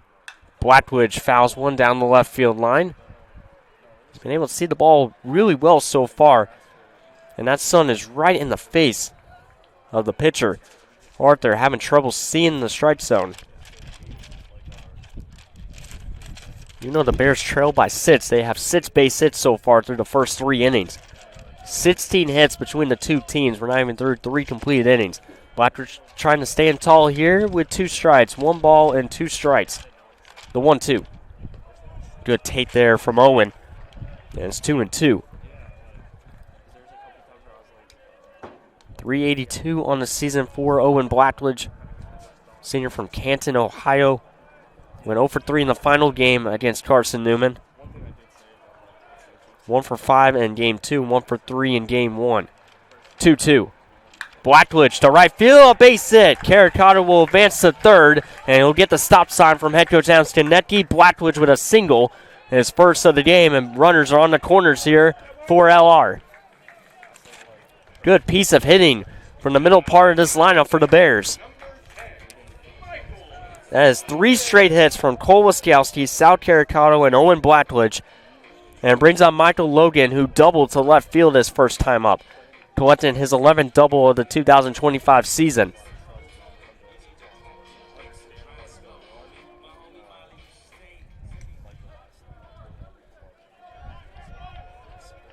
Bears with momentum right now. They put up a 0 in the top of the third. They respond with a run, and now runners on the corners here with 1 out. And the pitch. Misses downstairs for ball number 1. If you were not here earlier in game, second straight game, Barton opens up the scoring with 9 runs. They held on to a 10-4 win the last time these two teams met. So a long way to go here in this one. The Bears can hit here at home as Michael Logan takes it right down the middle for strike 1. 1 ball and 1 strike to Logan. Now with 47 hits on the season. Before the season's over, a good chance he will join the group with 50 hit seasons. Phenomenal numbers from this Bears lineup. The 1-1. Right down the middle once again. It's 1-2 here to Michael Logan. Even if he's retired, at least driving a run to cut into the deficit. Blackledge's single was the 7th hit for the Bears so far in the first 3 innings. Logan trying to avoid a strikeout here. As that one goes upstairs, 2-2 here to Michael Logan. But the Bears' ability to swing away with 2 strikes, come away with base hits. 3 straight hits for the Bears. We'll see how aggressive they'll be on the base paths. Blackledge has a good bit of stolen bases this season. Wainwright leads the team with the most stolen bases. 2-2 pitch. Logan's got to fly one deep to right field. Right fielder going back. Forget about it. A 3-run home run for Michael Logan.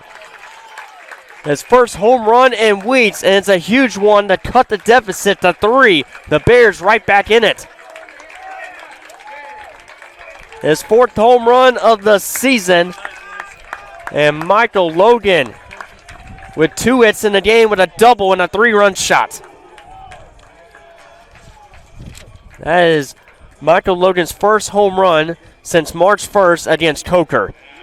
And Barton is making a change on the mound. Momentum with the Bears here in the bottom of the 3rd. They trail 9-0. Heading into the bottom of the 2nd. And it's a 3-run game with the Bears' first home run of the game scored by Michael Logan. We're going to step aside here on the Bears Sports Network. Barton's going to the bullpen, up by 3.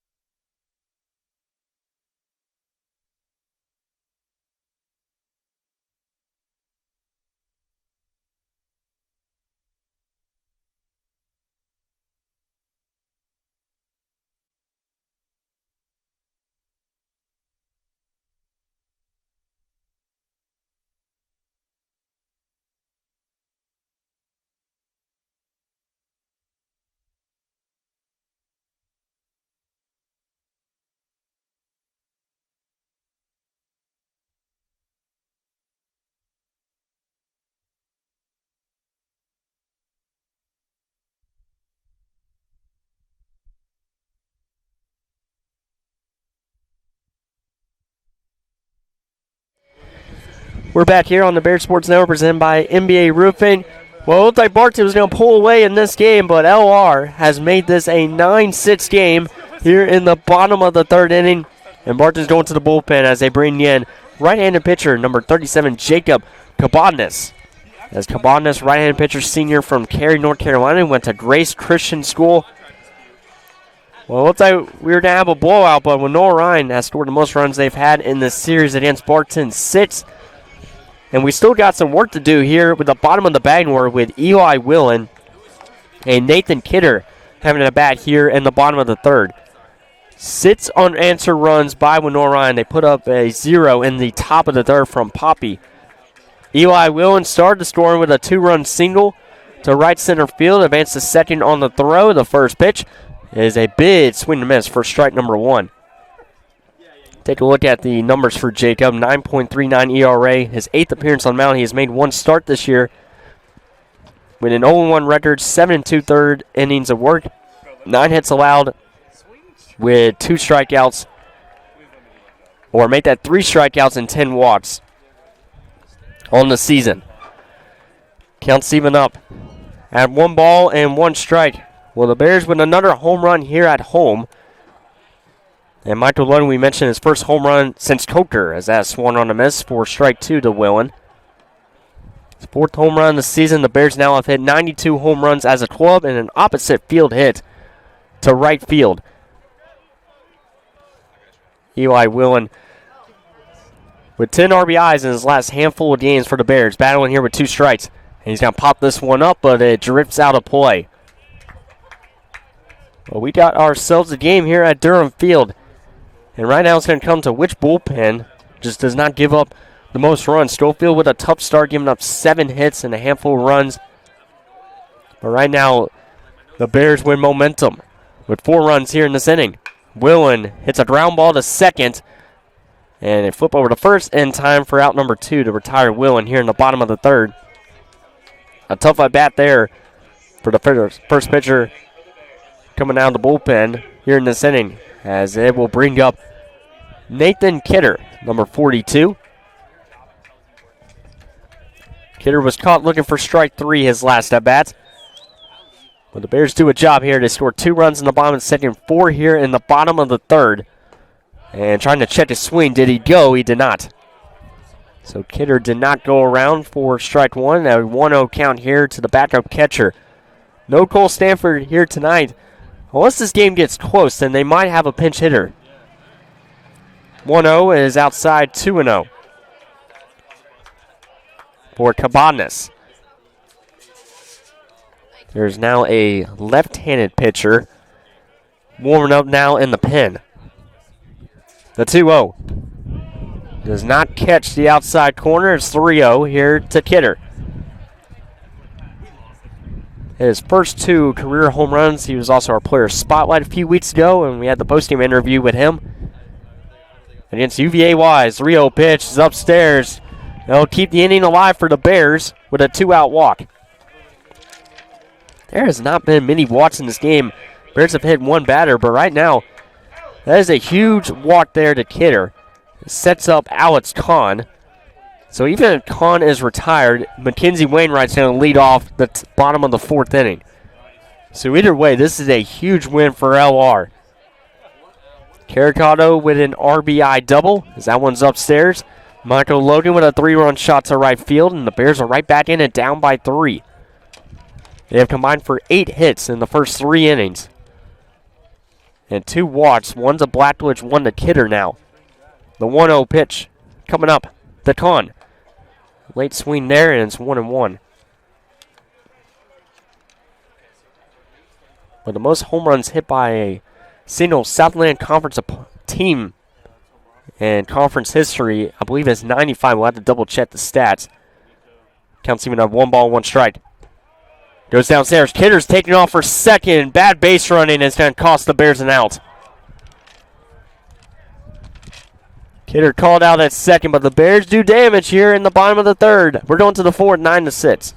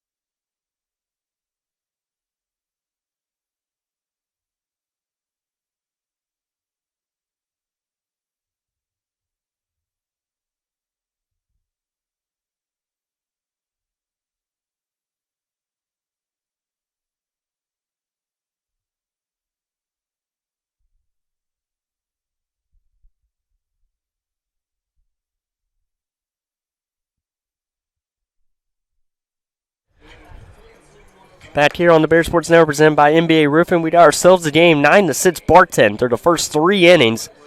As Poppy is back on the mound for Lenoir-Rhyne for his second inning of work. Pitched a shutout in the top of the third, and right now trying to do the same here in the fourth. How about a 4-run bottom of the third inning for Lenoir-Rhyne? Michael Logan with his 4th home run of the season, and an RBI double from Sal Caricato. And the great thing is, the Bears will have 9-1-2 due up in their order in the bottom half of the fourth with a chance to tie, but right now they just need some zeros from their bullpen. Activity in the LR pen as we speak. Barton has had a couple of irons up and going over the last handful of innings as well. But right now, a bullpen game has turned high scoring between these two sides. Poppy D, grad student from Maryland. It's also senior weekend with a 3-game series against Tusculum, but our first game of 4 in this homestand. That one's downstairs, a 2-0 count. This will be Gilmore, Lamo, and Marvel due up here in the order. 6, 7, and 8. 2-0. Perfect pitch there from Poppy. And it's 2-1 now as Carmine comes in. This could be his longest appearance on the mound this season for the Bears. Misses inside. That's a good miss there. 3 balls and 1 strike. There's one right-handed pitcher warming up as we speak right now. 3 balls and 1 strike. Misses downstairs. A leadoff walk here for Barton. And Bears staying in the game. They trailed 9-0 as it brings up number 43, Jadson Marvel. This bottom of the bag order, so you need to come away with outs. And actually, this will be Salvatore Lamo. Gilmore with the leadoff walk, who is 2 for 2 today with a walk. Lamo is the only batter without a base hit so far in this game for Barton. That one misses, and it's a 1-0 count. 0 for 2 with a strikeout. Bears would love a double play here. Win a factor in tonight's game. That's downstairs, a 2-0 count as Poppy having trouble finding the strike zone.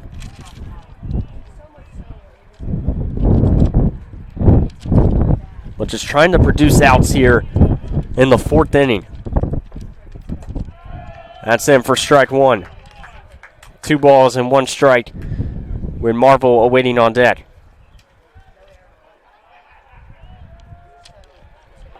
Two balls, 1 strike. Hit the right center field. That's going to drop in for a base hit. Runner will be held up at second. A single. So back-to-back base runners here for Barton. Brings up the catcher, Jadson Marvel. So all 9 hitters for Barton have come away with at least 1 base hit. A walk and a single to right center field to start this top of the 4th. As Barton trying to extend the lead. They scored 6 runs in the top of the 2nd. The Bears have battled back, and we'll see how much long Poppy's going to remain on the mound. Back in for a 2nd inning of work. Bunch shown, but pitches downstairs for ball number 1. Could be a chance for a sacrifice bunt to set up Guzman, the designated hitter. Just over 30 pitches thrown from Poppy, with 1 hit allowed, 2 walks, and 1 strikeout. Count is 1-0. Will he lay down the bunt once again? It's a pickoff attempt at second. Keeping the runner close. Bulldogs now with 11 base hits after the Lamo single. The 1-0. Bunted foul from Marvel. So nobody out here in this inning. What we mentioned is Alex Kahn, Mackenzie Wainwright, and Stillinger to lead off. Take a look at the history between the Bears and Bulldogs since Marvel having a conversation with his third base coach. 27th all-time mean between these two schools. It's deadlocked at 13 apiece in the all-time series. The Bears are only 2-1 here at home. The Bears won last season against the Bulldogs 8-5 back on April 23rd, 2024. The Bears have won 6 of the last 10 meetings, but Barton is looking for the sweep in the season series and non-conference play, and the conversation finally over between Marvel and his head coach. 4th different opponent Barton has faced off against in the Southland Conference, facing off against Coker, Newberry, and Wingate. They have a 3-5 record. He's going to show bunt again. Lays it down, but he fouls it. So now 1-2. So if he fouls off another bunt attempt, he'll be out. So now he'll have to swing away against Poppy. Try not to waste an at bat here. Went for the first out here in the top of the fourth. And the pitch is downstairs 2-2. Crowd continues to build up here at the ballpark. A lot more activity over in that Bears bullpen. 2 balls and 2 strikes. And it's a full count. So I would not be surprised if Barton takes off on the very next pitch. Needing to throw a strike here to avoid having the bases loaded here in the top of the fourth. This could be the final batter Poppy faces off against here in tonight's game. 3 balls and 2 strikes. Looking for a strikeout here. And the pitch. He misses downstairs to load the bases. Brings up Guzman, and here comes head coach Al Scanetti. He is not happy. And he immediately points to the bullpen. Bases loaded. Off of 2 walks and a single. Barton in the driver's seat right now with a 3-run lead. Looking for more. We'll step aside here on the Bear Sports Network.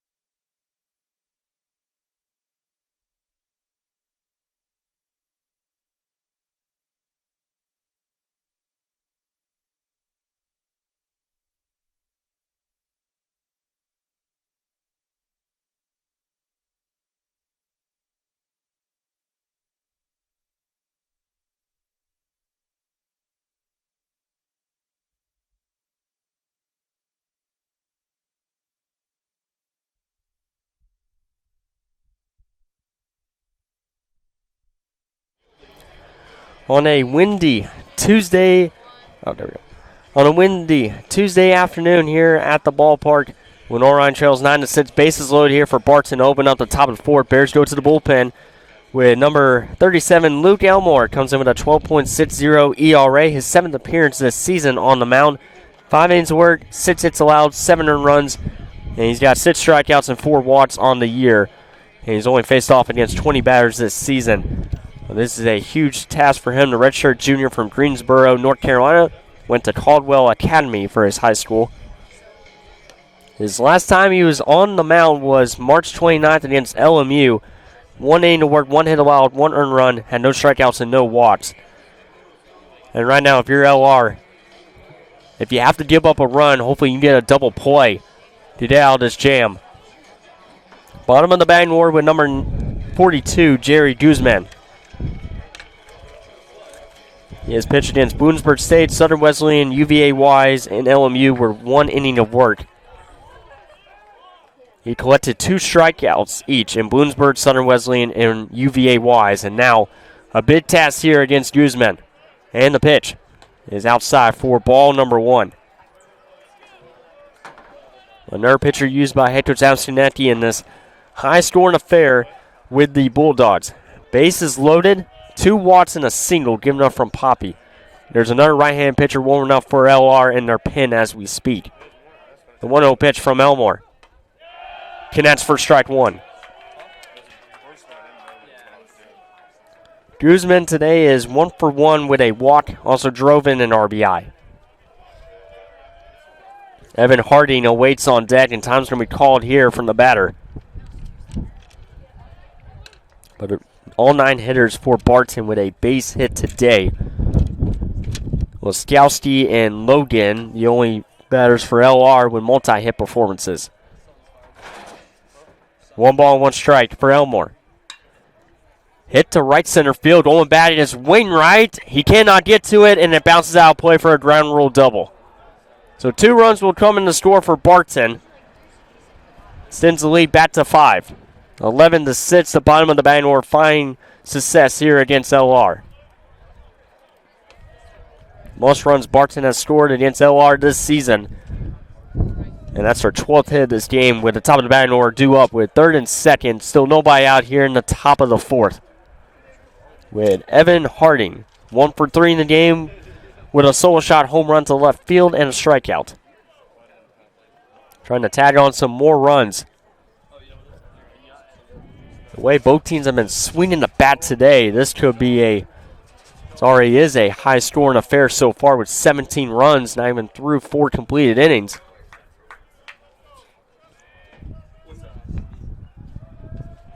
It seems like it has the feel of one of the games Bears face off against Coker.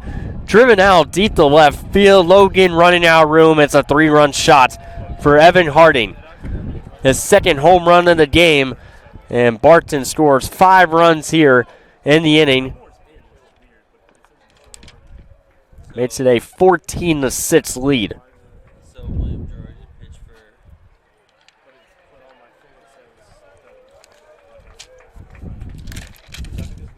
Harding now has 8 home runs on the season and 36 ribbies. Bears with momentum going into the bottom of the 3rd. Here in the 4th, still nobody out, and the Bulldogs have scored 5 runs off a ground rule double and a 3-run home run given up by Luke Elmore. Most of the runs will be responsible from Poppy as the first pitch connects for strike number 1, but this is still a long way to go here in this game. An 8-run deficit for LR, but they got the offense to make the comeback. In the pitch. Outside, 1 ball and 1 strike here to Mason Staz, who's 2 for 2 with an RBI and a walk. 3 home runs today by the Bulldogs. They've also hit 2 ground rule doubles that have drove in 4 RBIs during that stretch. 1-1 pitches downstairs, 2-1. There have only been 2 half innings with shutouts. The bottom of the 1st, because there was a double play that Stillinger hit into, and then the top of the 3rd. 1-1, or 2-1 now. And it's 3-1 here. The Staz. With Saria waiting on deck. A 2-hit game for Harding with 4 RBIs and 2 home runs.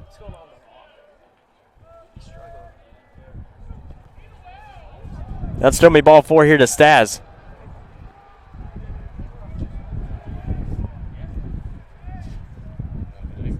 Still nobody out here in the inning.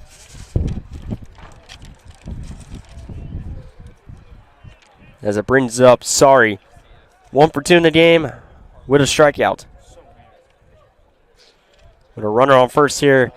One of the wildest games we have seen so far from both teams. 5 runs scored by Barton here in the top of the 4th. That connects for a strike.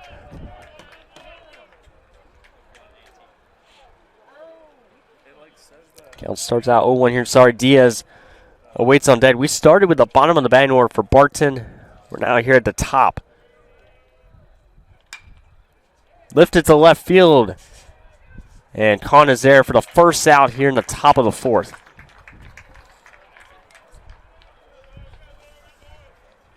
Just got underneath the pitch as it brings up Diaz. 1 for 2 in the game with 2 RBIs with a 2-run shot to left field. All 3 home runs for Barton have been to left field. And it's been to right-handed hitters. Get our first out here in this inning. And a swing and a miss there from Diaz on Elmore. Waddell moves to the on-deck circle here for Barton. of the 27th all-time meeting between these two sides. Whoever wins this game will have the advantage in the series moving forward. LR trying to avoid being swept. 0-1 is fouled off against the net. Right now they're just looking for any kind of outs and turn over to their batting order in the bottom of the fourth. Started this game at 5, currently 6:38. We're only in the top of the fourth day in this high-scoring affair with 20 runs already crossing the plate. Ground ball to Kahn at short. Flips over to second for one. Throw to first is in time for the 6-4-3 double play. Barton extends the lead back to 8, 14-6 as we head to the bottom of the fourth.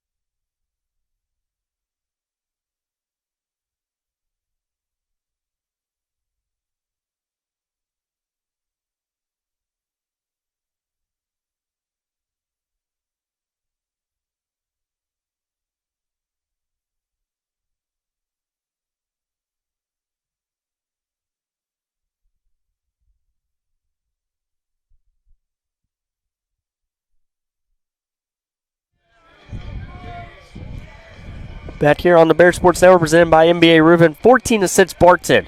As we start this bottom of the fourth, it is 9-1-2 in the batting order for LR. Alex Kahn was in the batter's box in the bottom of the third before Nathan Kidder was caught stealing at second, trying to advance on a wild pitch. So Alex Kahn will have his second plate appearance of this game, 0-for-1 with a strikeout.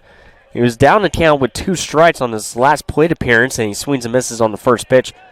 Kahn, Wainwright, and Stillinger here in the inning. Non-conference battle, down by 8 runs, but still a long way to go in this game. Just need to collect base hit after base hit as Kahn is going to lift one into right center field. Center field roaming over, and he'll make the catch eventually right in front of the track. That's Evan Harding for the first out here in the fourth. So an 0-for-2 start here for Alex Kahn. As we go turn it back to the top of the batting order here with Mackenzie Wainwright, 1-for-2 with a single to extend his hitting streak and also ground out to third. Back in the second inning. 1 out, bases empty in the bottom of the fourth, Bears down by 8. And Wainwright grounds one to the third baseman. Diaz once again, long throw high, and they're able to make the tag on Wainwright for out number 2. 2 quick outs here in the bottom of the fourth to Wainwright and Kahn, as it brings up Andrew Stillinger.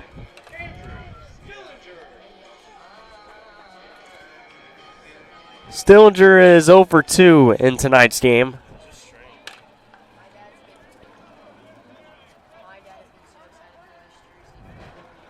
6 of the 9 hitters for LR have collected at least 1 hit tonight.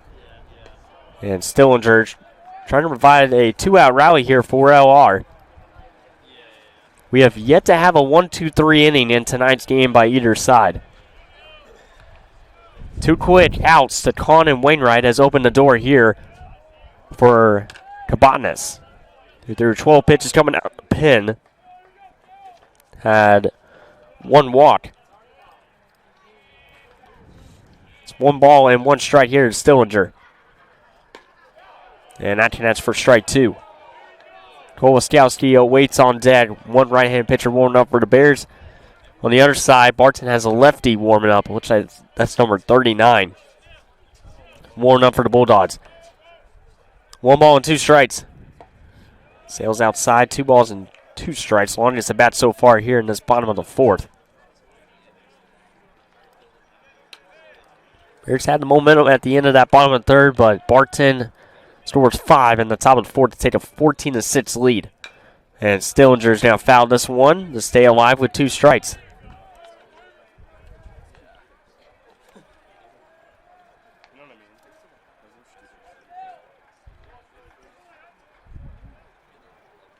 It's been a good bit since Stillinger has had a base hit.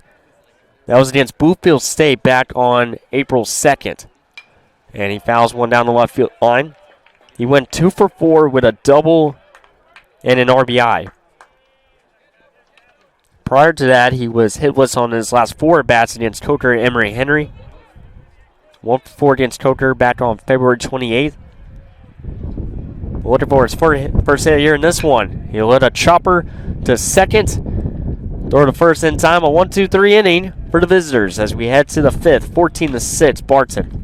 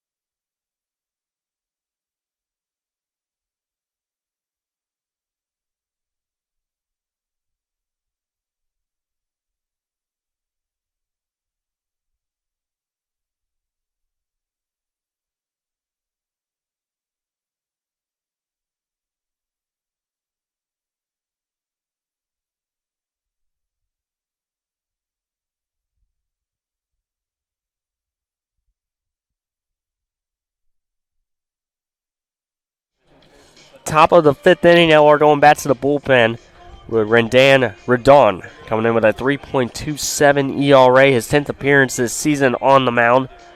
He has 11 innings of work, 11 hits, and came away with the final 6 outs against Mars Hill a couple weeks ago. And he has a total of 14 strikeouts and 6 walks on the 2025 season. Finishes up his warm-up pitches, a senior from Georgia. But he pitched 2 innings against Mars Hill back on April 4th. With 2 strikeouts, no walks allowed, had 3 hits allowed and 1 earned run. Pitched 1 inning against Carson Newman, had good numbers, 2 strikeouts and 2 walks, no hits allowed. Pitched 1 1/3 against Catawba with 2 hits allowed and 3 strikeouts with 1 walk. So that one goes downstairs for a ball, 1-0 count. To begin, as it'll be Waddell, Gilmore, and Lamo. For Barton, up by 8 runs. That one misses. And the count is 2-0. Tight strike zone from the home plate umpire. There's 2 umpires here tonight for this non-conference single 9-inning game. Unless we have the mercy rule. Count is 2-0. Now final connect for strike number 1. One of the seniors for LR, which they will have senior weekend for the 3-day series against Tuscaloosa Friday through Saturday. The game 1 being on Friday night. Ground ball, nice scoop there from Caricano. Stroll over to first for the first out here in the 5th inning. Excellent job there from South Caricano in the first out. We had a 1-2-3 inning in the bottom 4th, the first time we've had that in this game, and right now Redon's also trying to do the same thing here in this top of the 5th. With Gilmore is 2 for 2 with 2 RBIs and a walk. ground ball to Kahn. Fires the first, good throw, and 2 up, 2 down here in the 5th. A 6-3 putout. And the first 2 batters are retired here in the 5th inning with number 3, Lamo. 1 for 3 in the game with a strikeout. He was the final batter to collect their first hit of the game. Hits are 13-8 in favor of the Bulldogs. Yep, 13-8, 1 error charge to the Bears. And the pitch. Popped up into shallow left field. Wind playing a factor, and Wainwright makes the catch. A 1-2-3 inning for Randan. We're heading to the bottom of the 5th. Bears down by 8.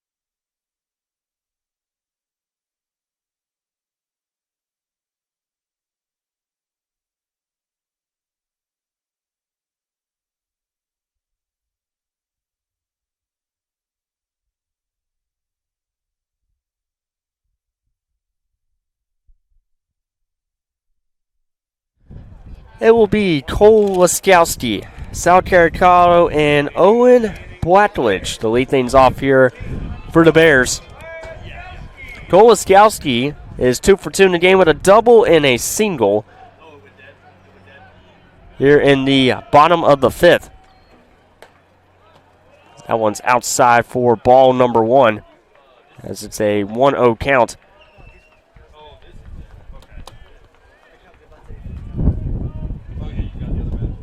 1-0 pitch. Again, that's for strike number 1. Cole with another multi-hit game on the season. It was numbered the Bears bullpen, or dugout, I should say, very upset on that last strike call.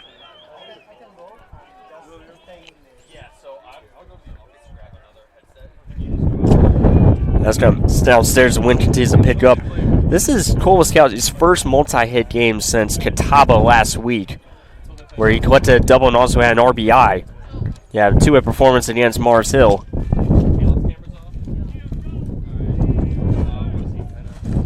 It's at 2 balls and 1 strike. So that one's downstairs. 3-1 here to Cole Laskowski.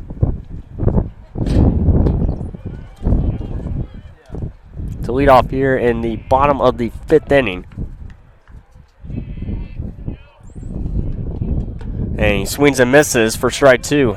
Foul tipped it in there as well. Full count here to the leadoff hitter with Caricado waiting on dead. The Bears trail by 8 as we enter this bottom of the 5th. 3-2. He's going to pop it up and it'll sail out of play.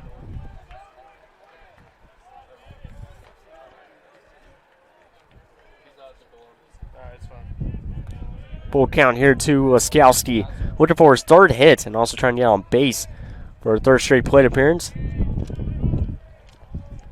3-2. Laskowski going to pop this one up to left field. Left fielder drifts over and he'll make the catch. That's Lamo for the first out here in the bottom of the 5th. Well, we kept having base runner after base runner off of base hits, and we've had back-to-back 1-2-3 innings as the Bears have had the last 5 batters retired in their order.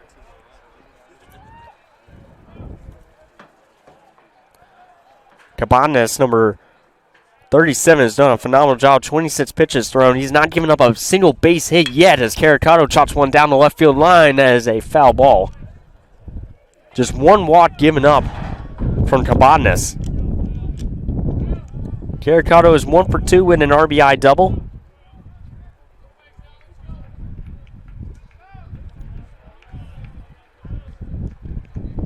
Count is 0-1. This is 1-1 here to Caricado with Blackwood waiting on dead. This has been the best part of the order for the Bears today when it comes to Caricado, Laskowski, and Blackwood. All have come away with a base hit. The 1-1. Caricado to left field. It's a base hit. A multi-hit game for the first baseman.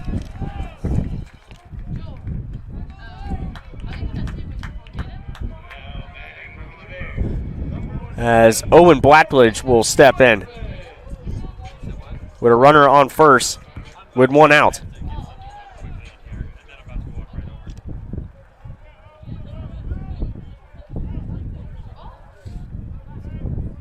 One walk and 1 hit for Owen Blackledge here tonight. First hit given up from Cabanas. That one connects for a strike.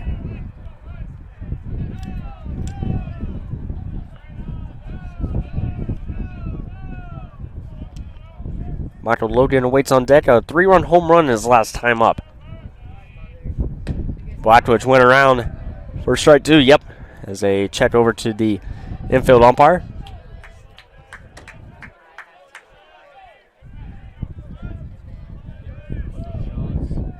Count quickly to 0-2 here to Owen Blackwood. Just over 30 pitches thrown. Good take there, 1-2 now. Hits are 13-9 in favor of Barton.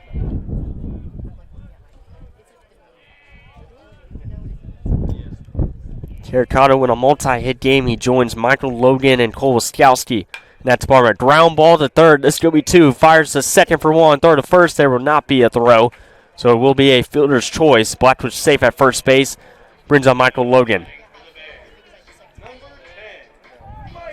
Yeah, right now it looks like Barton has found the pitcher to get back and keep this lead for the Bulldogs down the stretch. 2 gone here in the bottom of the 5th. Pickoff attempt at first. This season, as we take a look at the stolen base numbers for the Bears, they are 63 for 71 in stolen base attempts. Mackenzie Wainwright is 21 for 22 this year. Blackwood is 12 for 13 as Logan grounds one foul down the left field line. Cole Stanford's 5 for 5. Laskowski's 3 for 3. So is Joseph Mazingo. And Michael Logan's 9 for 10. With Kidder and Kahn also with stolen bases on the year. 0-1 here to Michael Logan, who's having a phenomenal game here at home. And he's going to pop this one up. It'll drift out of play. No chance there for the first baseman, Chase Waddell.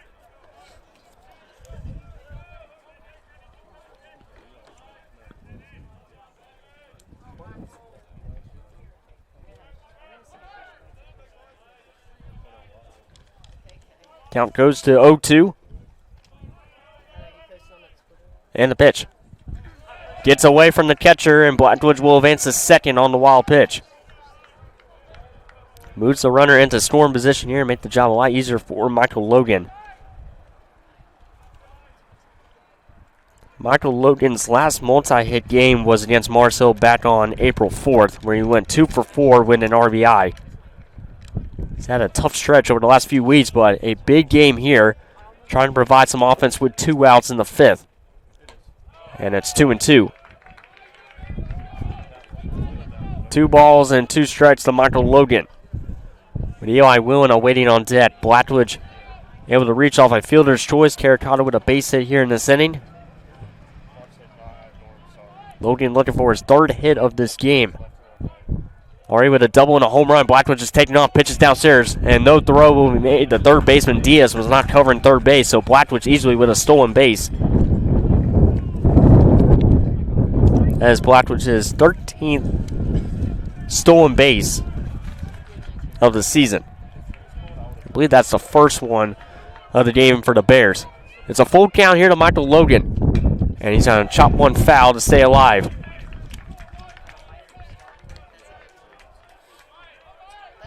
3 balls and 2 strikes to Michael Logan. Shortstop Sorry already in the outfield grass. 3-2 pitch. Logan's going to fly one deep to right center field. Center fielder going back. Makes the catch in front of the wall. And that will retire the side. We're going to the 6. 14-6 Bulldogs.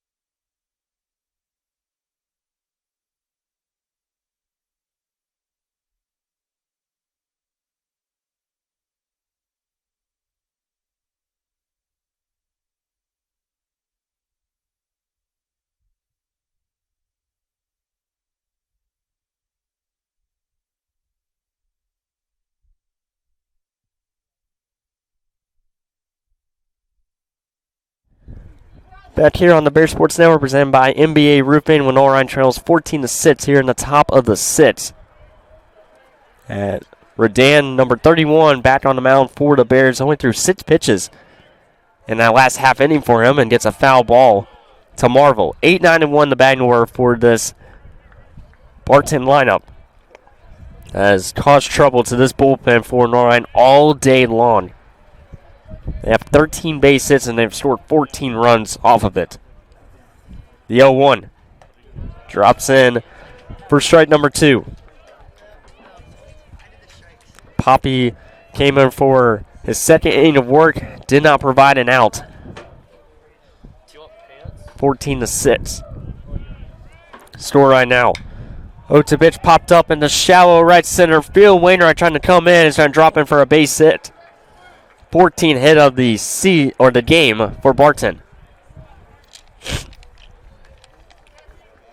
And Marvel able to collect another base hit.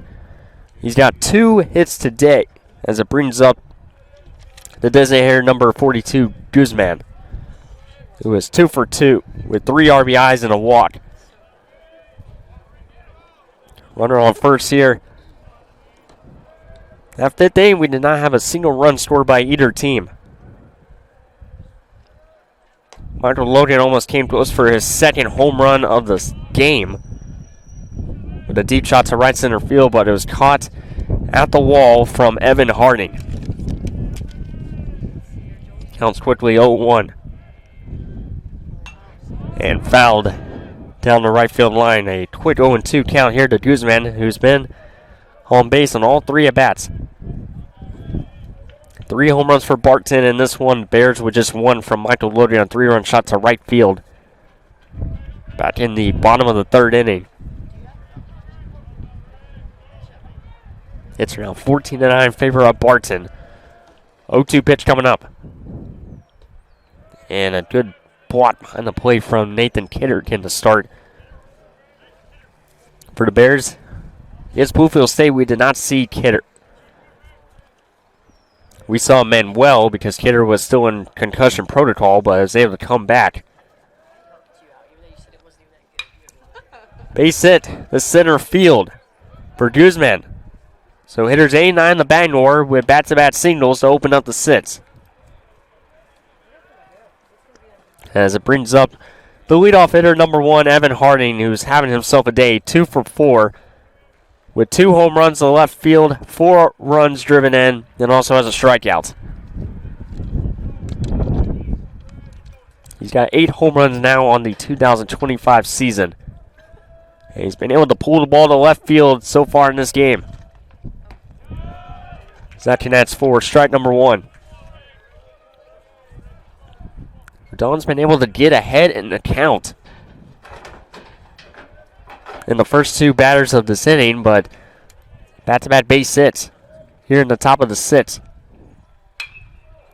Flies one to center field. This one will stay in the play for Wainwright to make the catch in center field. Fires to the shortstop, Kahn. It's out number 1. As Harding will go back to dugout, 2 for 5 in this one with 2 home runs, as Staz, the number 2 hitter, will step in. He is 2 for 2 with an RBI and 2 walks. He's provided some good defense at second base as well.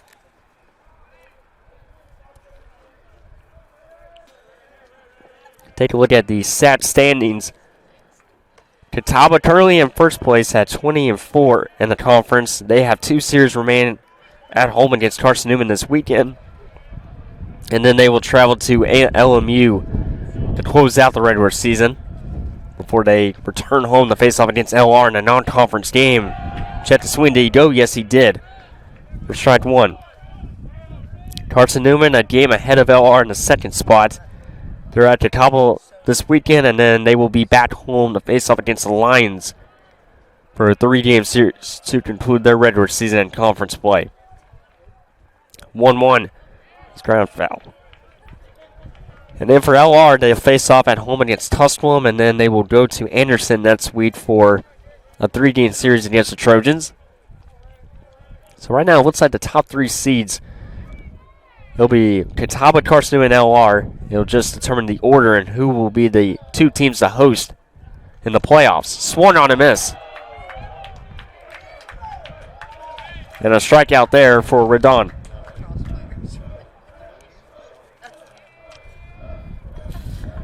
As it brings up, number 2. Then it gets interesting down the stretch from 4 through 9 in the standings. Coker's at 13-11 overall in the SAC conference. Hit to right center field. This one's going to drop in for a base hit. Runner's going to be sent home. Wainwright fires home, and it's not in time and gets away from Kidder.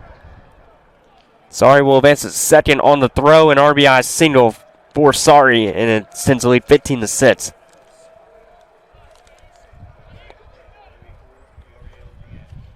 As it brings up number 34, Diaz. And then the 5th spot in Sat Sands, you got Limestone at 13-11 as well. They're at Wingate this weekend. And then you got UVA Wise, the number 6 seed at 14-13. Henderson, number 17 at 11-13. They're at Newberry this weekend. 2 outs here in the top of the 6th. And swung on a miss there from Diaz. So for the second time in this game, we have a 9-run lead for Barton against the Bears. Here in the 6th inning.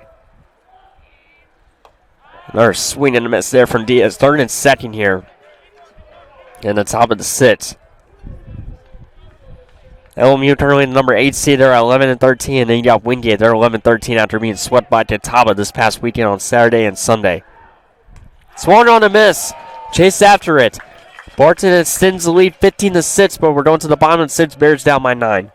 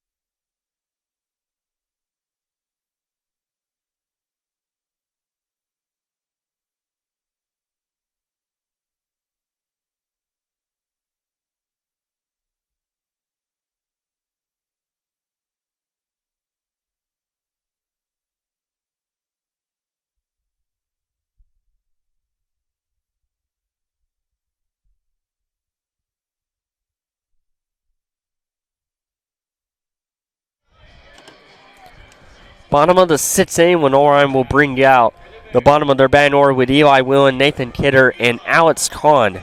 Eli Willen is 1 for 2 with 2 RBIs with a 2-run single. And Nathan Kidder still looking for his first base hit after having a walk on his last plate appearance.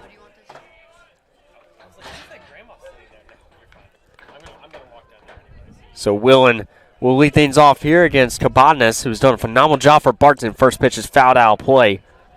40 pitches thrown, only giving up 1 base hit and a walk. The only hit he allowed was to Sal Caricato in the last half inning.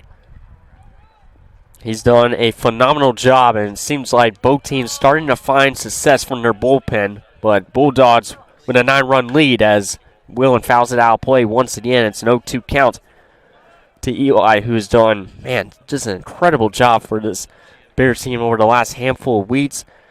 He's got 22 hits now, 6 home runs, and 25 runs driven in. A .375 batting average. Count is 0-2. That just missed the outside corner. And it's a 1-2 count here on the Bear Sports Network. Just over 2 hours since first pitch, starting at 5 o'clock here. It's been a fun one so far. Barton trying to sweep the season series. A 1-2. Is another foul ball from Eli Willen. He is all over these pitches so far. Ground 1 to second on his last time up. But he's generated 10 runs in his last 4 games. Had a grand slam. How about a 6 RBI game in one of the games against Carson Newman? 1-2 pitch. He's going to chop one foul. Stays alive in the at-bat. One right-handed pitcher warming up for LR. And it looks like Barton has a lefty warming up in her pen as well. 92 home runs hit for the Bears this season. Closing in on the record. They'll have a good chance to break it this weekend against Tustin. 1-2. Fly ball, deep right field, right on cue. Eli Willen with a sole shot home run. And it's 15-7 as Willen able to collect another home run on the 2025 campaign, his 7th of the season. 93rd home run hit for the Bears this season. Well, that's a nice start for the Bears. They've been held scoreless. In the last 2 innings, they break the shutout and make it a 15-7 game. Down by 8, and they have hit 10 or more hits. First pitch. Kidder's going to show a bunt. He's going to get away from the pitcher. Throw to the first. There's going to be bobbled by the third baseman, Diaz, and that'll go down, I believe, as an E5. Kidder is able to come away with first base, and now the Bears are in business in the bottom of the 6th.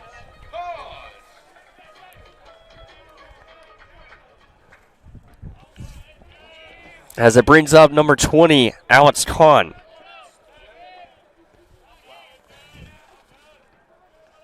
Second home run hit for the Bears in this game. In the pitch. Right down the middle for strike 1.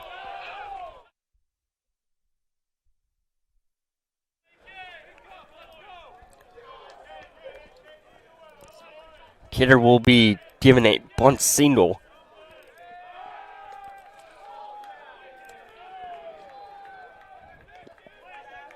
His first hit of this game for number 42. Happy Jackie Robinson Day here all across America and also in the major leagues.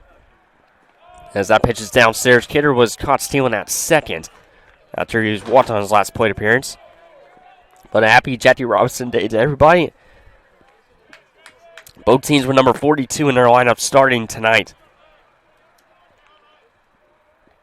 Is 1 ball and 1 strike here to Kahn. He'll chop one over to the left side. It'll make a tough play to get the runner at second, and they'll get Kahn at first. So it goes down pretty much very similar to a sack bunt, but it's going to be a ground out for out number 1 here in the bottom of the 6th. Back to the top of the batting order here with Mackenzie Wainwright.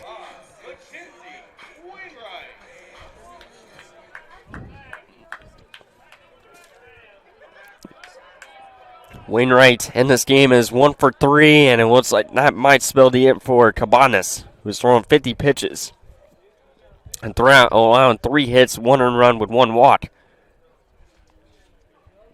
No strikeouts, but they're going to make a change on the mound. We'll step aside here on the Bear Sports Network.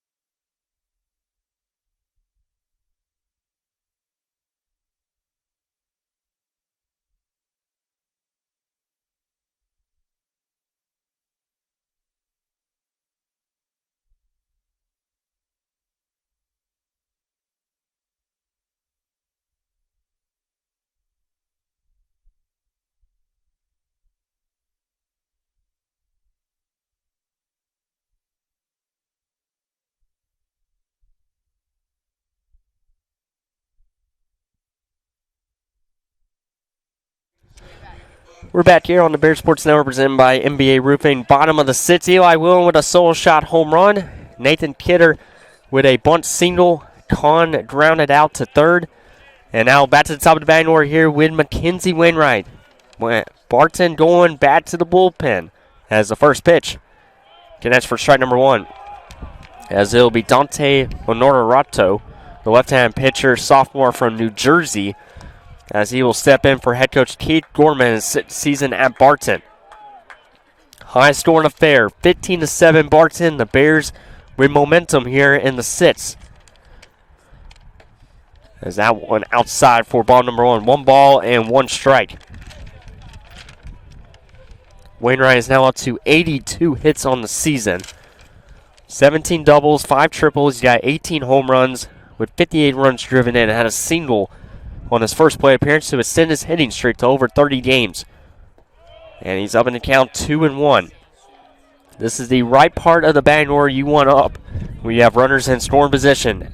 Andrew Stillinger awaiting on deck. And trying to extend his streak of 2 or more hits in a game. And Wainwright's going to foul one right down the right field line. Count's even up at 2 balls, 2 strikes. Barton has a right-hand pitcher warming up in their pen as we speak. Besides the first inning, we have seen someone warming up for each squad in this high-scoring affair here in the bottom of the sixth.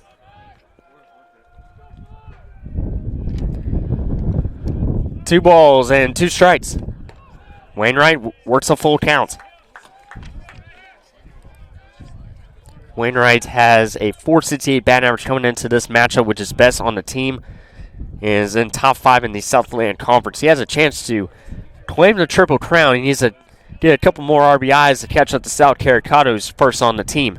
3-2 pitch, ground ball up the middle, and it's going to be a diamond play by the second baseman. Throw the first is going to be wild and gets away. Coming home is Kidder.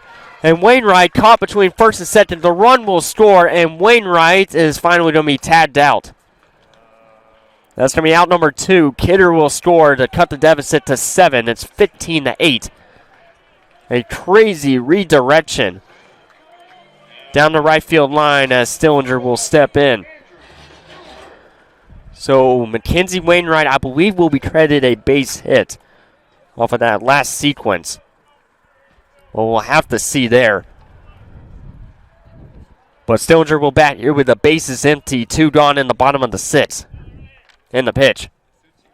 And it's going to go downstairs. 15-8 is our score. So Kidder will score. There was no throw back to home plate. It was just a wild throw. But Wainwright, I believe, will be credited and hit there. But the Bears cut into the deficit 2 runs here in the bottom of the 6th. And they have 10 outs to work with. Down by 7. And it seems like the best relief pitcher for Barton has now exited the game. Can the Bears continue to compile runs? But on the other side, they need their bullpen to shut the door on Barton. The 2-0. And that's for strike 1. Stillinger is 0 for 3 in tonight's game. Well, a couple of ground outs, also flew out to left field. An outstanding play out there in left field. He's going to hit one down the left field line. This is hooking foul and goes into the bullpen for LR. It'll be 2 balls and 2 strikes. Andrew Stillinger with Cole Waskowski waiting on deck. 2 gone here in the 6th. He'll hit a ground ball to short. Could be a routine play right here. Throw to first is low. It gets away. Stillinger this time will hold up at first base. 2 bat throws on the left side of the infield from Barton. Stillinger's going to be safe. Doesn't even attempt to go over to second. As Cole Waskowski will dig in here with 2 gone. Runner on first. It'll go down as an E6. So Stillinger gets on base for the first time in this one as Waskowski is 2 for 3 with a flyout, has a double and a single. Comes away with another multi-hits game. 1 hit given up. Honorato. His first pitch misses outside. Wainwright did come away with a base hit, so that is 9 straight games with 2 or more hits for Mackenzie Wainwright. Keeps that streak alive and his long extended hitting streak as Waskowski fouls it out of play. Count's even up by 1 ball, 1 strike here in the bottom of the 6th. We have seen 3 doubles from LR, 2 by Barton, and both doubles have been ground rule doubles, scoring 4 runs. The 1-1. Cadets for strike 2. South Caricado awaits on deck. Hopes he'd get an opportunity with a couple runners on. There's a lot going on. 1 ball and 2 strikes. A pickoff attempt at first. Keeping close side, Stillinger. Temperature continues to drop. The wind has been a big factor in this one, especially to these right-handed hitters, pulling the ball to left field. Both home runs for the Bears have gone to right field. 1 ball and 2 strikes. Gets away. Stillinger to second. He'll advance to second on the wild pitch. Hits are 16-12 in favor of the visitors. Each team with an error apiece. 7 runners have been left on base for Barton, 3 for LR. 1 triple for Barton. And a total of 5 home runs between the 2 sides in a 15-8 game. 2-2. Ball 3. So a full count to Cole Laskowski.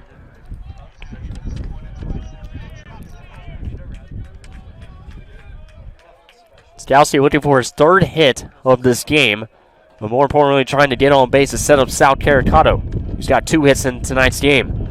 3-2. He's going to sing 1-2 center field and is going to be caught. For out number 3, we head to the 7th, 15-8.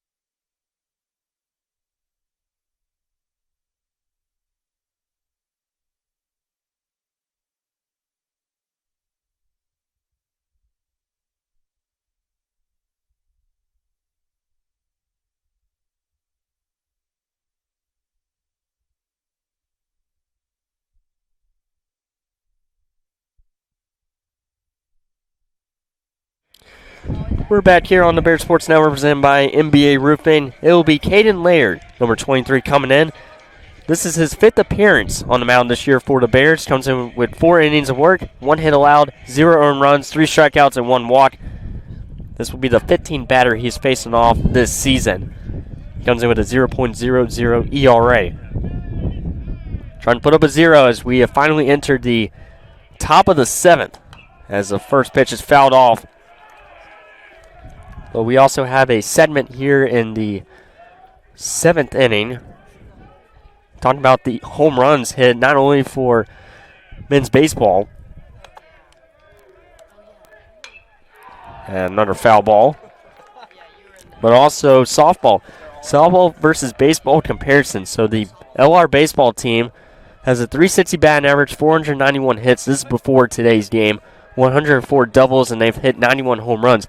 If you take a look at the softball stats this season after yesterday's doubleheader, they're batting .362 on the season, 454 hits as a squad, 86 doubles, and they've hit 81 home runs, which is the most home runs hit in a season for the Bears since 2010, where they had 102 home runs. They have 2 big games against Carson Newman on Friday, and then 2 more games against Erskine. So the long ball has been the story not only for baseball, but for the softball team as well, as that's a foul ball down the left field line. Count at 2 balls and 2 strikes. As it will be Waddell, Gilmore, and Lamo to lead things off here in the top of the 7th. With Laird making his 5th appearance on the mound this season for the Bears. 2 balls, 2 strikes. This one's looked in the gap into right center field. It's going to drop in for a base hit. Played by Wainwright. He's going to fire it to Laskowski, but it's a leadoff double for Waddell. That will be his 2nd hit of this game. Also has driven in 2 RBIs for the Bulldogs in tonight's game as well. So Harding, Stas, Waddell, and Gilmore, and also Marvel and Guzman all have at least 2 hits in tonight's game. Diaz and Lamo are 1 for 4. as Gilmore steps in 2 for 3 with 2 runs driven in and a walk. A leadoff double. Bears scored 2 runs in the bottom of 6 to cut the deficit to 7. Bunt shown, but it's in for a strike from Laird. The Bears will have Sal Caricato, Owen Blackwood, and Michael Logan. Lead things off, Michael Logan's been swinging the bat really well here in tonight's game. A total of 29 hits between the two sides tonight. This is outside 1-1. They're from Brownwood, Texas, a redshirt freshman. Take a look at who's been on the mound today for Lenoir-Rhyne. A lot of pitching changes for both teams tonight. Fouled off. Schofield faced the most batters because he started the game. Faced 12 batters through 39 pitches, got 2 groundouts, 1 1/3, 7 hits, and 6 earned runs allowed. Bramall came in, faced 7 batters, had 17 pitches, got 1 flyout and 1 groundout. As it's 1 ball and 2 strikes. Hit the right center field, out of reach of Koloskowski. Goes to Owen Blackwood in right field. Stop sign at third base, so runners on the corners here to open up the 7th.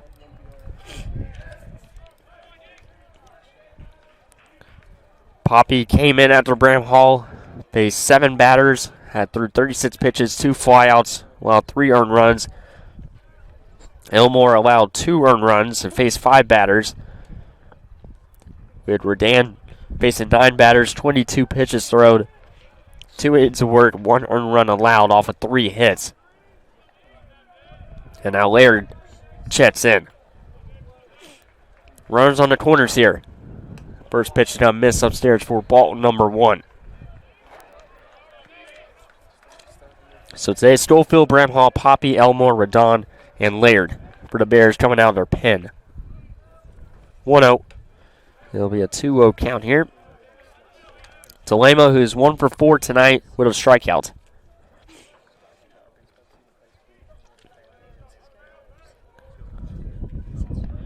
Count is 2-0.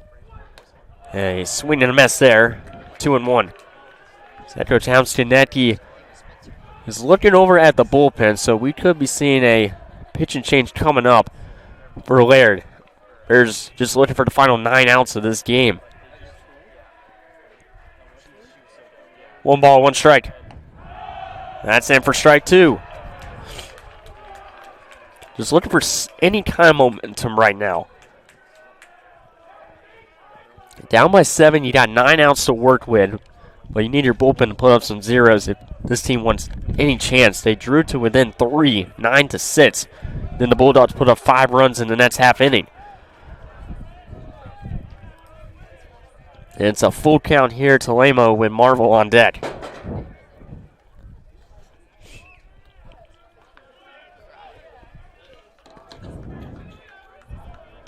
Full count, runners on the corners.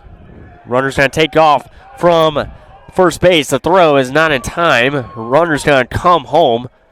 That was strike 3 as Bulldogs will take a 16-8 lead. So it is going to be a strikeout for Laird. It's the first out here in the top of the 7th. As it brings up Marvel, the first strikeout for Laird coming in. He's thrown already 16 pitches.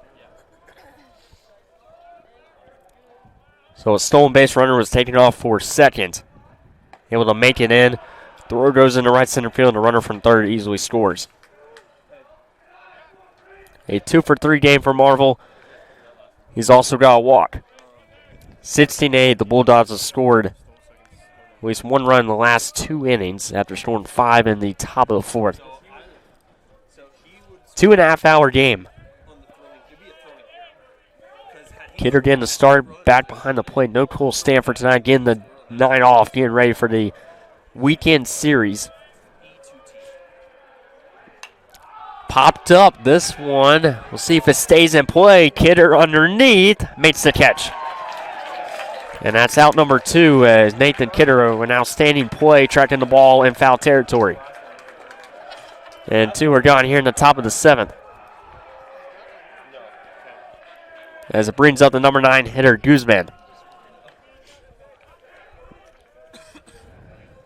Pretty great when your number 9 hitter has the top of night he's been having. 3 for 3 with 3 RBIs, a walk, and no strikeouts. He's now a runner on second here, 2 gone. Now 30 combined hits between the two sides tonight. Barton with an 18-12 lead. The snap pitch will go upstairs for ball number 1. They have a 16-8 lead on the scoreboard. We take a look at the LR schedule. We'll see how many, the most runs the Bears have given up this season in a game. Definitely the most runs they've given up here at home. They gave up 16 runs to Emory Henry back on March 15th. Gave up 14 to the Wasps on March 14th, the first game of the doubleheader over in Emory, Virginia. It's a 2-0 count and fouled off.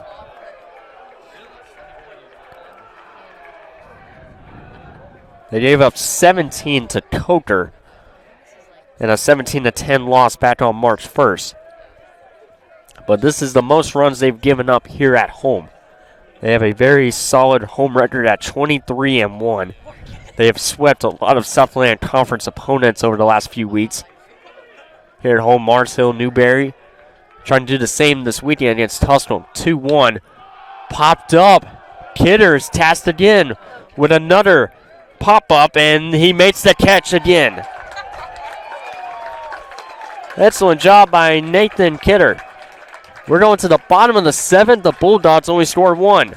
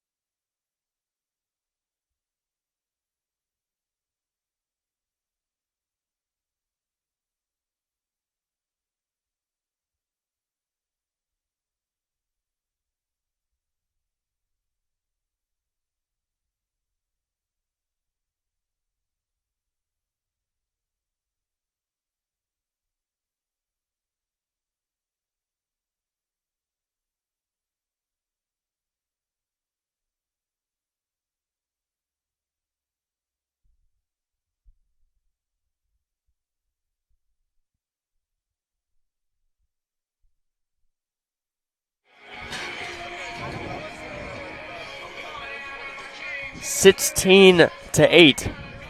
Bulldogs in front. Lenoir-Rhyne will bring out Sal Caricato, Owen Blackledge, and Michael Logan. These have been the 3 hitters, along with Cole Wiskowski, that have done a phenomenal job all night long when it comes to capitalizing on pitches right down the middle.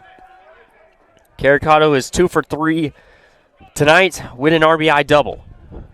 And the first pitch, and we'll miss downstairs for ball number 1. Norato threw 6 pitches in relief. Allowed 1 base hit to Mackenzie Wainwright. Bears scored 2 runs. They're down by 8 with 9 outs to work with. Fouled off from South Caricato. As counts going to even up by 1 ball and 1 strike. Multi-hit games tonight. Wainwright 2 for 4.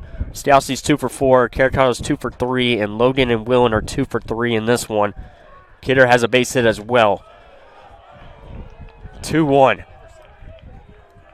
So got a long way to go here in this game. Every single at-bat is so precious down the stretch for LR. They want any chance to climb their way back in this game. They have trailed the entire time.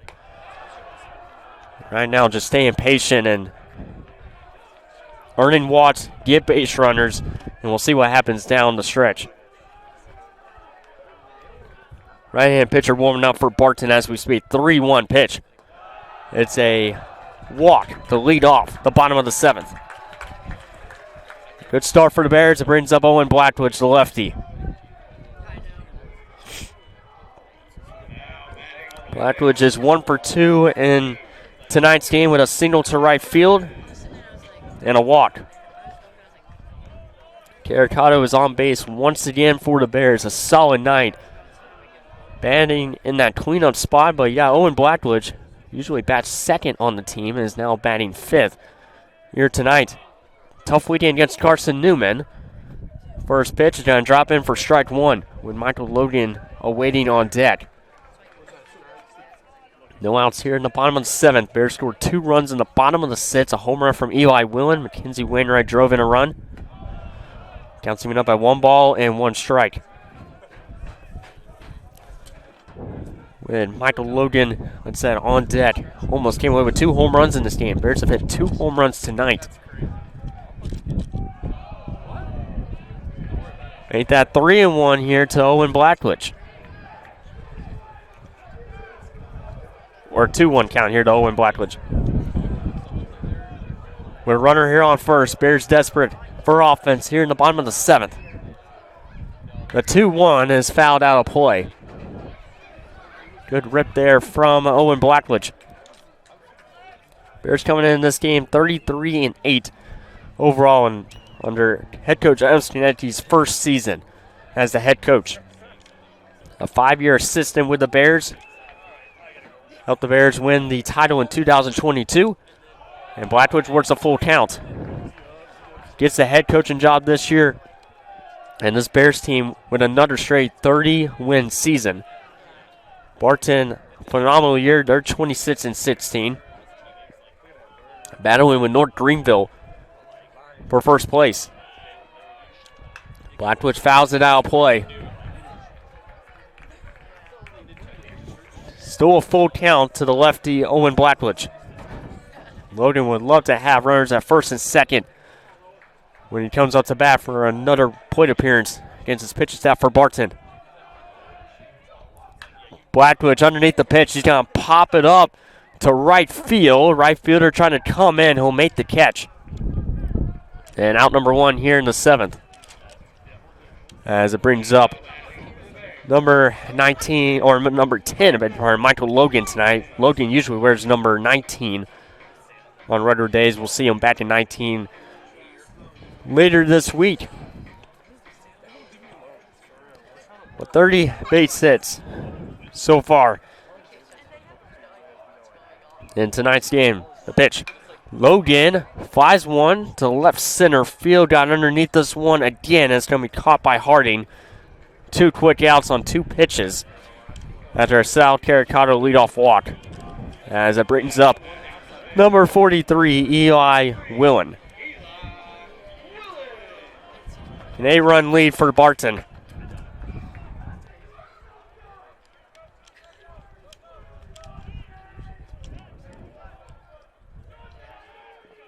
Two for 3 with 3 RBIs for Eli Willen.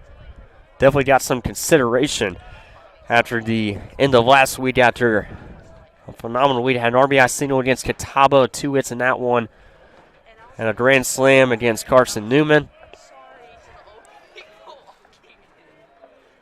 A 1-0 count here to Willen after the first pitch missed. Willen will chop one foul down the right field line. Had a solo shot home run on his last plate appearance.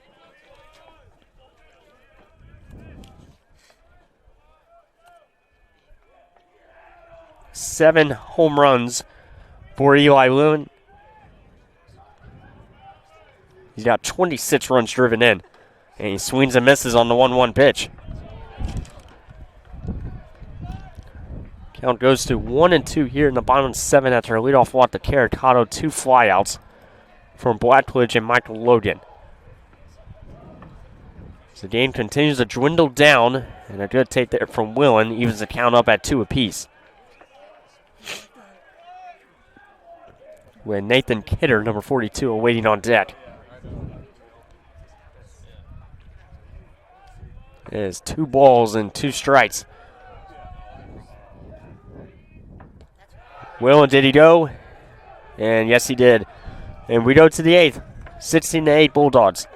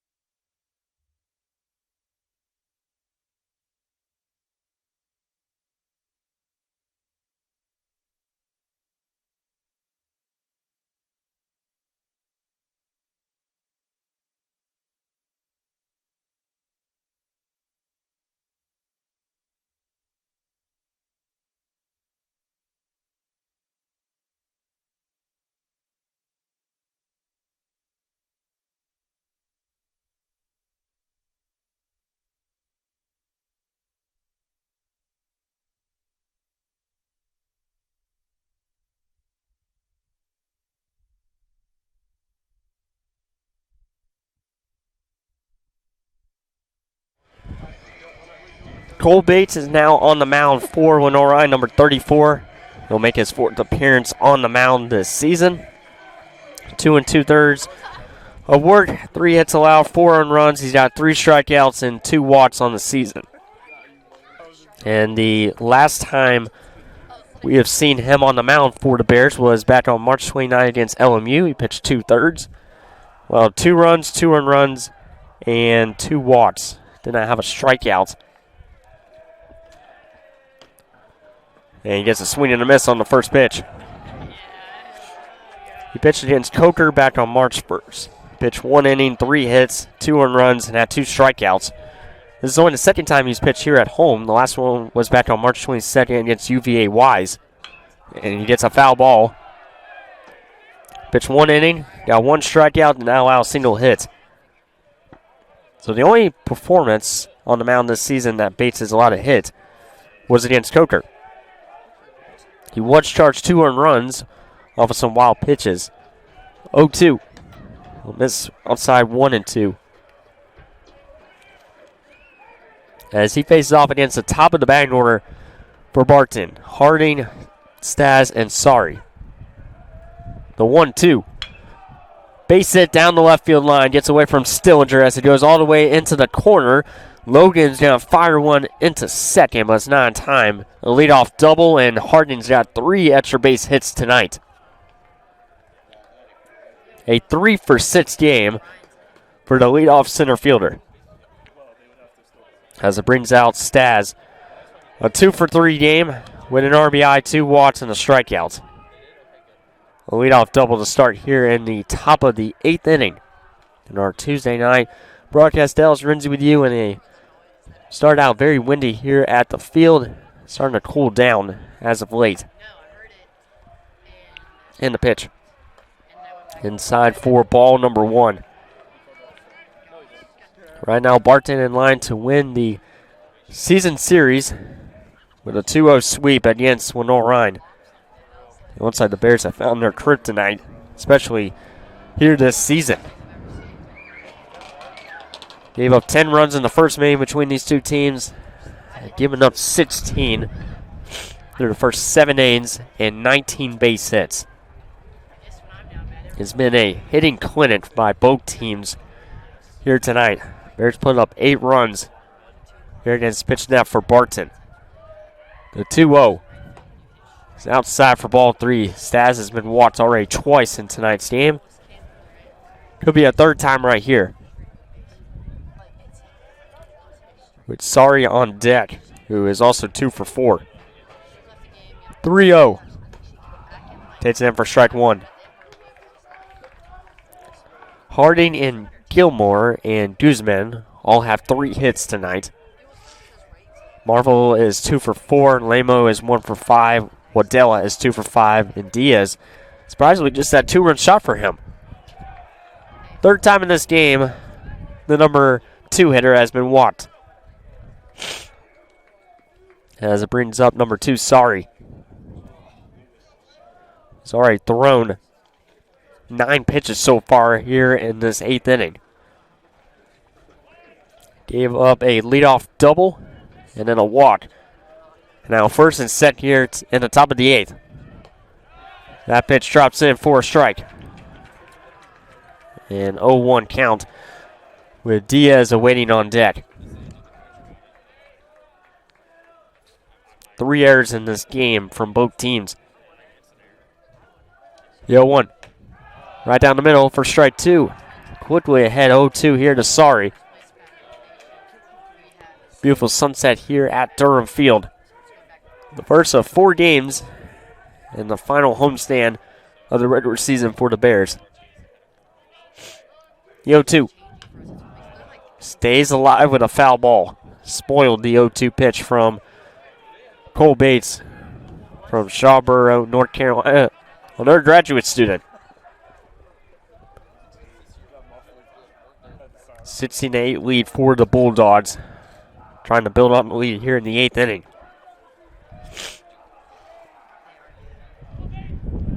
Bates with the pitch. Just misses outside 1-2.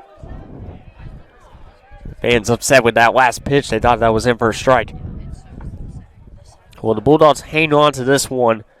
Both losses at home for Lenoir-Rhyne with 3 games left in the season have come to schools with the mascot Bulldogs. Swung on a miss, and Bates will win the battle here in the first out here in the top of the 8th.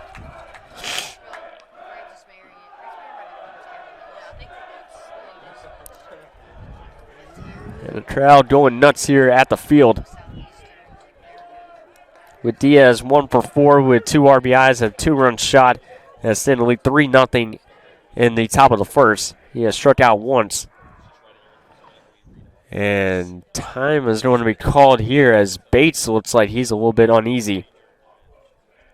Maybe a short of breath, and yeah, he is not feeling well on the mound. We're going to step aside here on the Bear Sports Network as Cole Bates tries to settle down.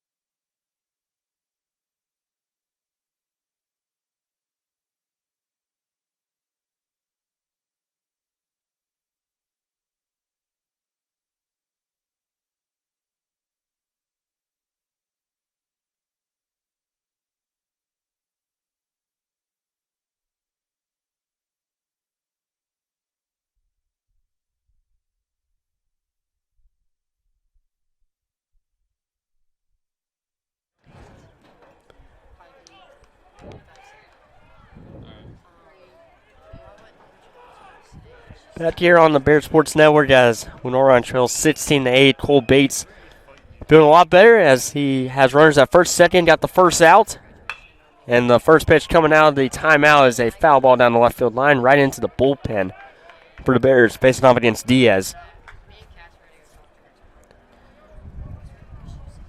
Again, we'll start out 0-1 here to Diaz.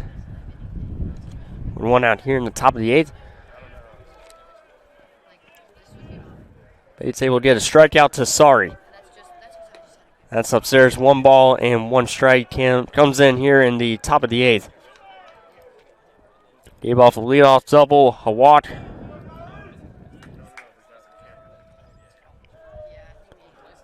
One as fouled straight out of play. It goes to 1-2. With Waddell on deck. But Diaz, like I said before we went into the TV timeout, he's 1 for 4 tonight. 2 RBIs, had the 2-run shot to the left field back in the first, and a strikeout. Love to have a double play here. Keep this at an 8-run advantage for the visitors. Chop foul down the left field line. But the last time the Bears lost at home in the first conference 3-game series at home for the Bears against Wingate back on February 22nd. That's downstairs 2-2. That was a 7-4 loss. Girardi pitched that game. First game of doubleheader. Bears did respond with a 9-2 victory in Game 2 of that doubleheader, winning 2 of 3 games against Wingate. 2 balls, 2 strikes. It's going to skip in the turf, and it's a full count. We're one out. We'll see how aggressive Barton will be here on the base pads. I need that photo. Full count for Cole Bates. 3-2. Swung on a miss. Bates with a strikeout. And 2 are gone here in the top of the 8th.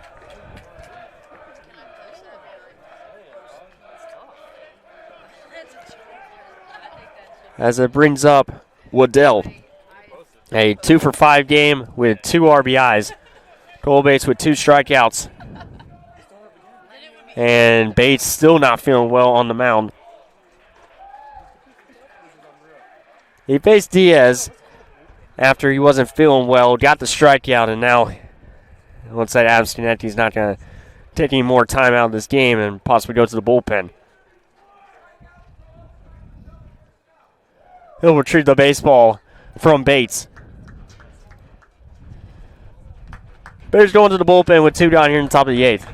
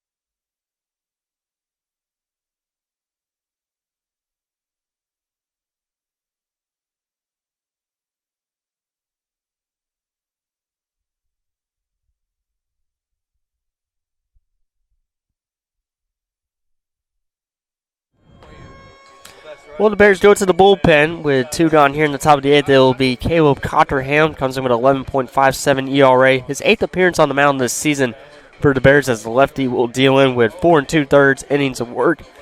6 hits allowed and 6 earned runs this year with 8 strikeouts and 7 walks. Left-handed pitcher from Clemens, North Carolina. Senior was at 5'8". The last time we saw him on the mound was against Bluefield State back on April 2nd. It's 2/3. And had 1 strikeout.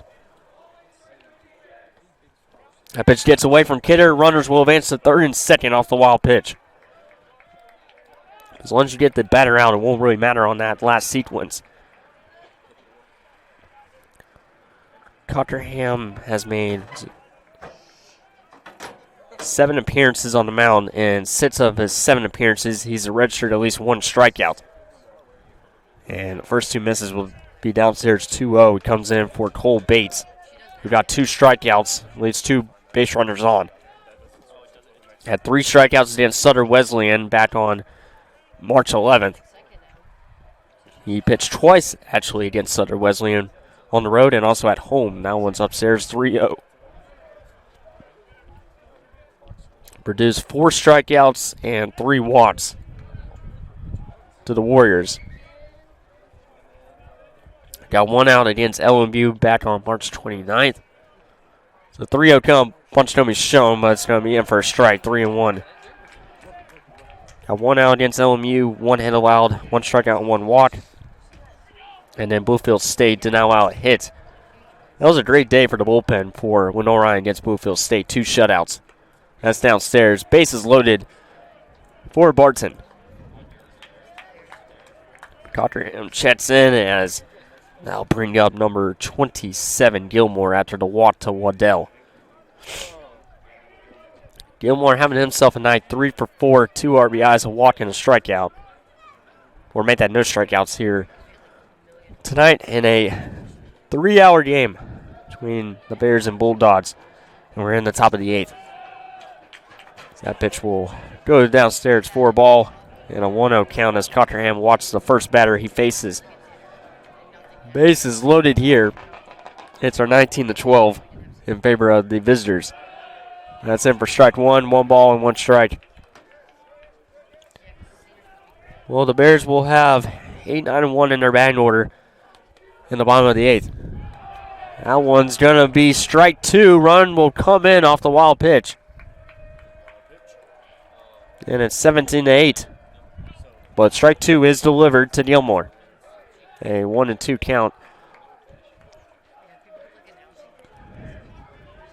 So for the 3rd time in this game, Barton leads by 9 runs. The 1-2. Yeah, it's 2-2 here in the top of the 8th. That's about the longest game we've had this season. We've had some really quick games here, especially in non-conference play. 2-2 is downstairs and it's full. This Bears bullpen giving up 19 hits tonight. Their offense, solid day at the plate, generating 8 runs off of 12 hits. But this is non-conference play, will not hurt the Bears down the stretch. Ground ball to Kahn at short. Fires the first in time, and the inning is over. Barton extends the lead back to 9 as we go to the bottom of the 8th.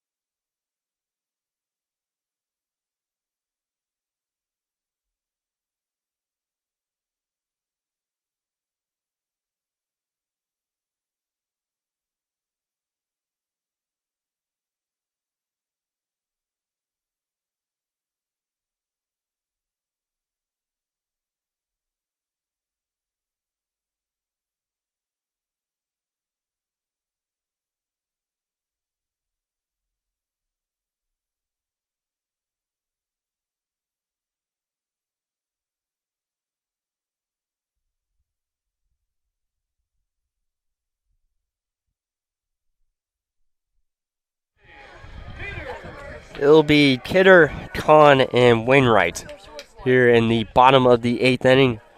Kidder is 1 for 2 with a walk and a strikeout. As the first pitch delivered. Misses outside for ball number 1. Kidder with a bunt single his last time up.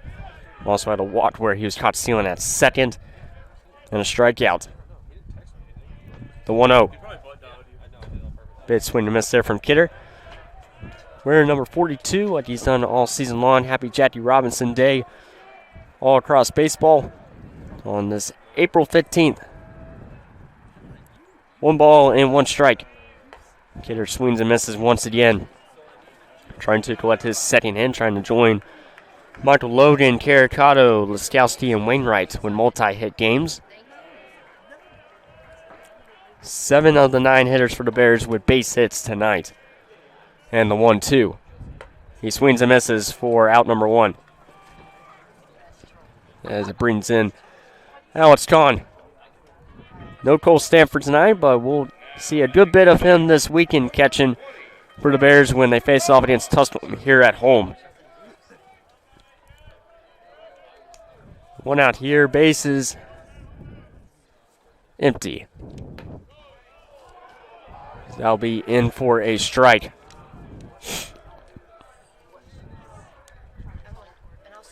Count start out 0-1 here to Kahn. He is 0 for 3. Didn't start at shortstop tonight. And count will go to 1 ball and 1 strike.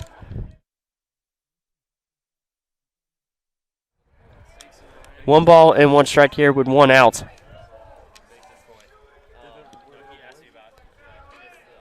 And the 1-1 pitch. Kahn's going to sky this one a mile high in the air, and it'll go out of play. Count goes to 1-2. With Mackenzie Wainwright awaiting on deck. Honorato back in for another inning. We're 28 pitches thrown so far. 1 hit allowed, which came to, I believe, Caricato, possibly 1 walk and 2 strikeouts for him. Got a second strike to Kidder. Count will go even to 2 balls and 2 strikes. No Nathan Teeter tonight, as Kahn with another foul ball off the net.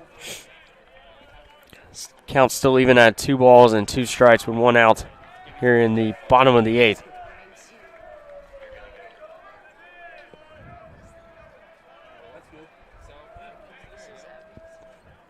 One strikeout for Kahn so far. He's going to line this one to right field, but right at the right fielder for out 2. Back to the top of the Bangor here with number 5, Mackenzie Wainwright.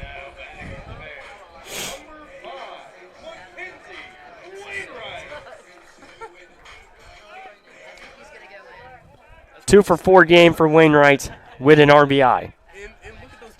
Drove in Kidder on his last plate appearance. And the pitch. It's outside for ball number 1. Wainwright now up to 59 runs driven in on the season. The 1-0. Right down the middle for strike 1. Stillinger moves to the on-deck circle. 2 quick outs. A strikeout and a line out to right field from Alex Kahn. Bears down to their final 4 outs. Down by 9. Wainwright fouls it off. And it's 1-2. But 9 straight games for Wainwright with 2 or more hits. Continues his long hitting streak as well.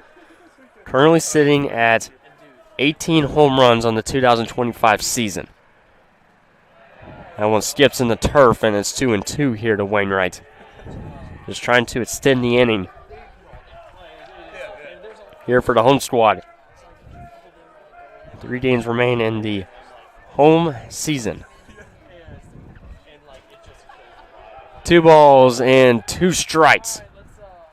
Wainwright swung on a miss. We're going to the 9th, 17-8.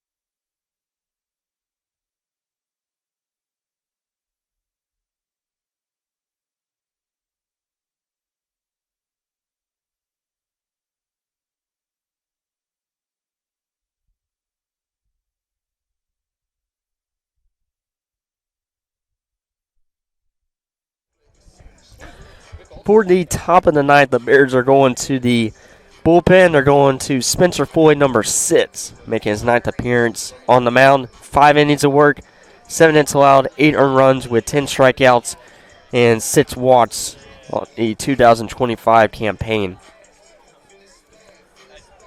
Senior from Maiden, North Carolina, went to Maiden High School. Pitched 1 inning of work against Bluefield State back on April 2nd with 2 strikeouts. Grades day against Concord, he did not even provide a single out, allowed 2 hits, 2 earned runs, and 1 walk. Same thing with Emory Henry. He pitched twice against the Wasps. Newberry and Coker pitched 1 inning. Against Newberry, he pitched 1 inning and had 1 strikeout. This is the 2nd time he's facing off against the Bulldogs this season. Pitched 1 inning, allowed 1 hit, 1 walk, and 1 strike. Now back on February 4th. I know the Bulldogs trying to tag on some insurance runs as LR will have to bat in the bottom of the ninth down by 9 runs. Started the game down 9-0 and most likely will finish the game down by 9. First pitch is outside for ball 1. No Chet there.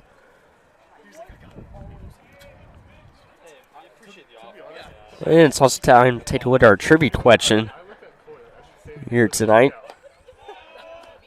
Barton is in the Conference Carolinas. Which team in that conference does LR have the most wins against all time? And the answer is North Greenville.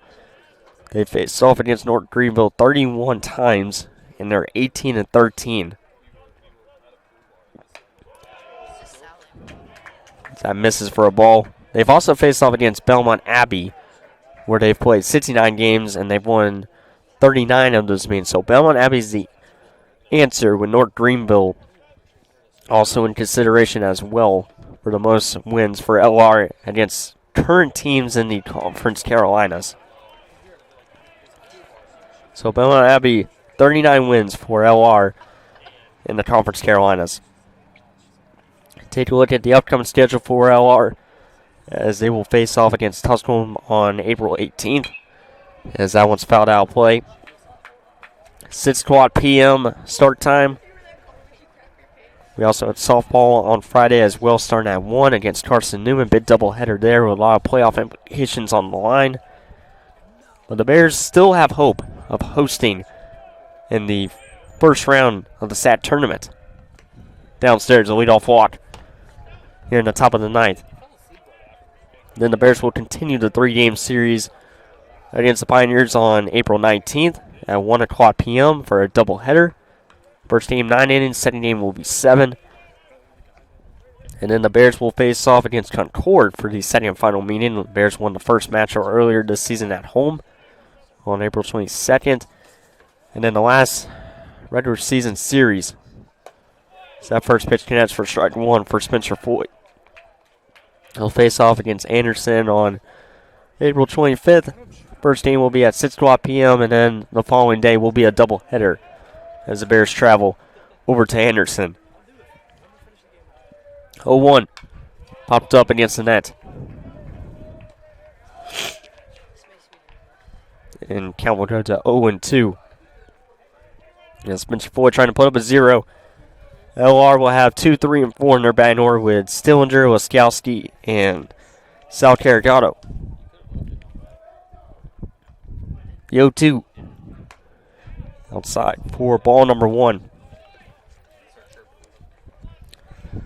Floyd has already thrown 6 pitches so far after that leadoff walk. Marvel at the bat. He's 2 for 4 tonight with a walk. 1 ball and 2 strikes. And fouled straight out of play, with Guzman awaiting on deck. Beautiful night here at Durham Field in Hickory, North Carolina, as Lenoir-Rhyne and Barton have played over 3 hours here tonight. 1-2. Drops in, strike 3 in the first out here in the ninth. As I'll bring up Guzman.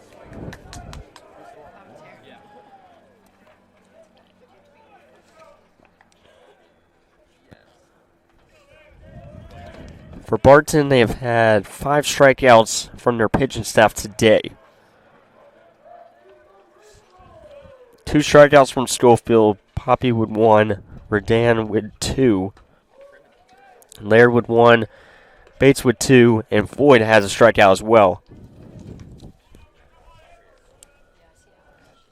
It's a 1-0 count.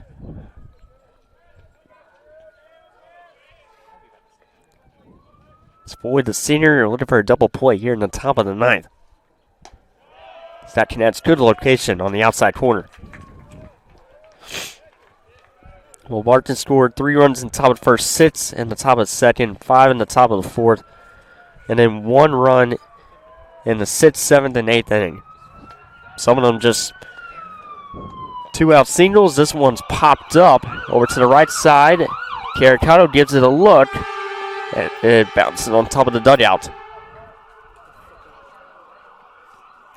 Count is 1-2. For the Bears, they scored 2 runs in the bottom of the second, 4 in the bottom of the third, 2 in the bottom of the 6th, and they've been held scoreless in the 7th and 8th inning, along with the 4th and 5th, and they were held scoreless in the first off a double play ball. About 31 combined hits between these two sides here tonight in a battle here in Hickory, North Carolina. The 1-2. Sky to center field and caught by Wainwright for out number 2. Back to the top of the batting order as it brings up Harding. 3 for 6 in this one with 4 RBIs, 2 home runs, and a strikeout. That's here with a runner on first, 2 gone here in the top of the 9th. We have not seen this many times this season, but the Bears will be batting in the bottom of the 9th. They have no walk-off wins this season. But count starts out 0-1 here to Harding, looking for his 4th hit after a tough weekend. That's a good pitch there, but it doesn't connect. Count at 1 ball and 1 strike.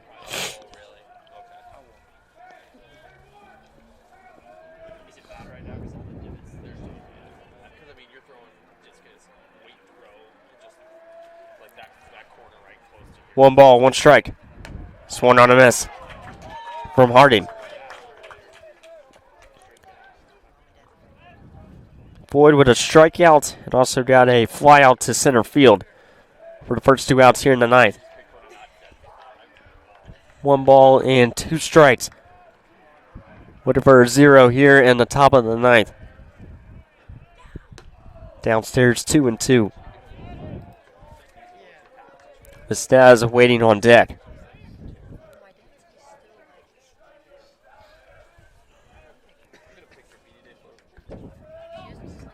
Two balls, 2 strikes, runner on first.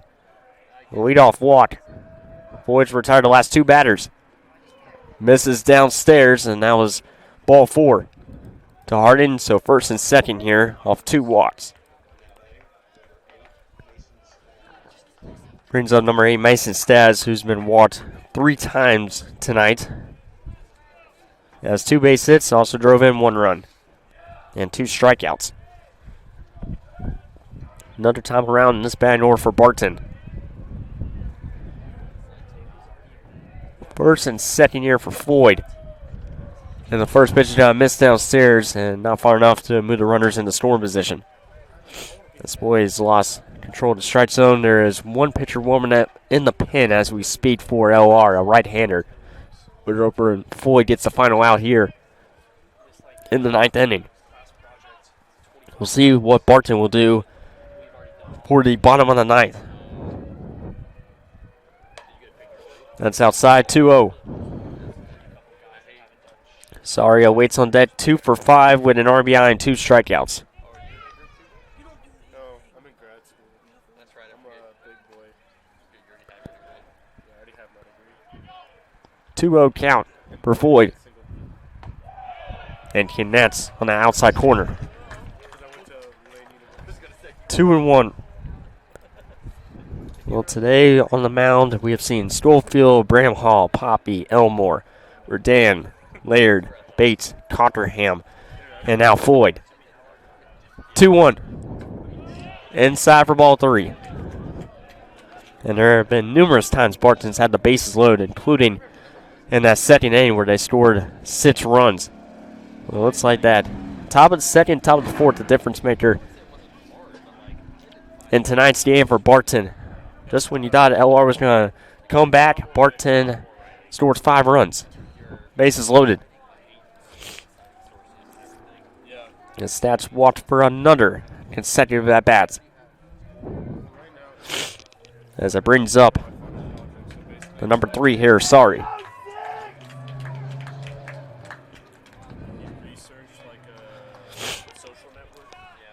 Sorry with 2 strikeouts tonight, 2 for 5 with an RBI.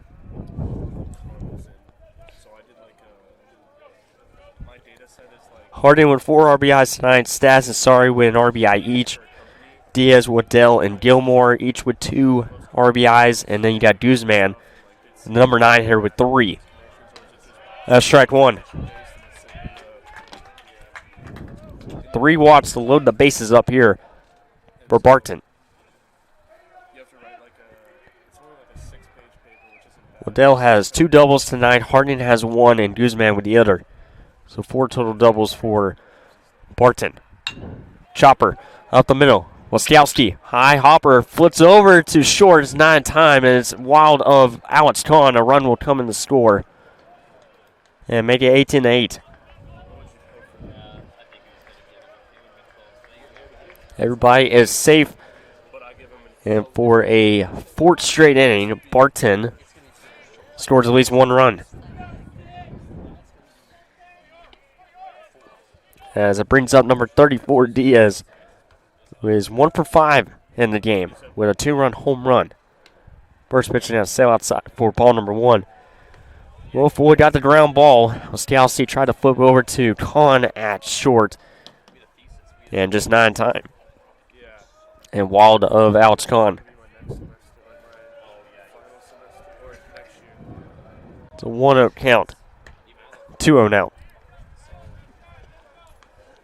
With number 6, Waddell on deck. Bears team that has looked so solid here at home all season long. We knew their home win streak would come to an end, but at least it doesn't come in conference play. Fly ball, this one going into right field. Blackledge cannot make the catch. In and out of his glove. 1 run's already coming through. Here comes a second, and this will clear the bases. Tag on 3 more runs for Barton.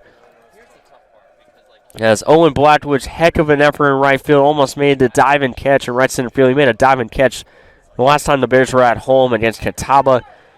And made it 21-8. We'll see what they scored that.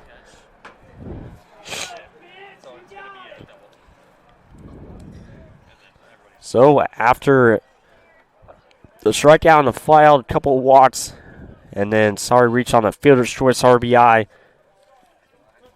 Lemos scored, and now Diaz, I believe, will be credited a base hit on that last play. Runner on second, 2 gone. So that pitch did him for a strike.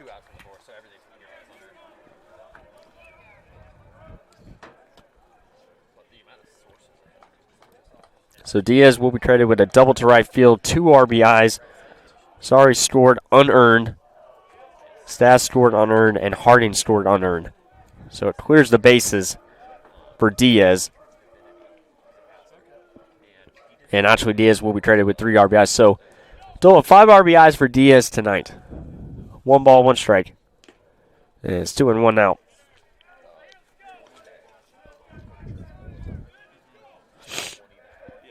As Waddell steps in, 2 for 5, 2 RBIs, a walk and a strikeout. 2 balls and 1 strike as Floyd looked like he was going to cruise through this inning, but 4 runs tagged on by Barton. Popped up and this sails out of play. Yeah, it's 2 balls and 2 strikes. Gilmore awaits on deck. Largest lead of this game for Barton. Up by 13 runs. They led by 9 runs 3 times in this game, including the start. Ground ball, fielded by Caricato. He'll tat first. And now we'll end the top of the ninth. We go to the bottom of the ninth, 21-8 Bulldogs.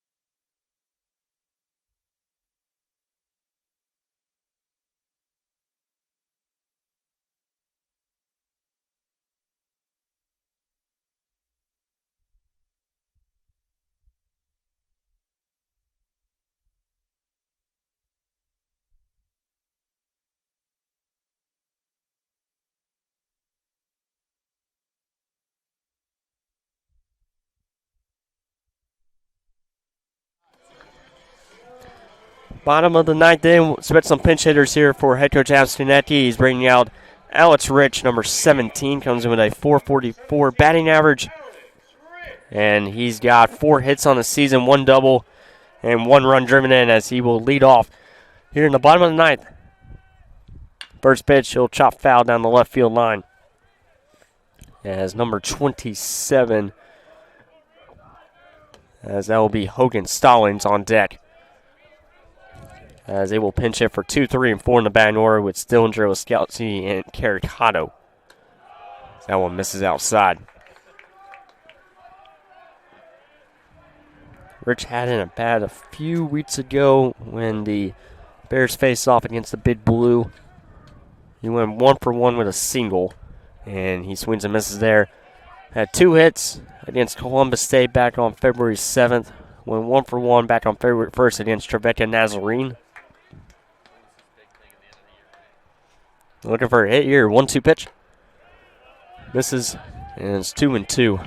One arm is warming up in the pen right now for Barton, but that's just in case. Honorato, not able to make it through the ninth inning. He's done a solid job since coming in relief. 2-2, 1 on a miss. A strikeout to start the bottom of the ninth. As that will bring up number 27, Hogan Stallings.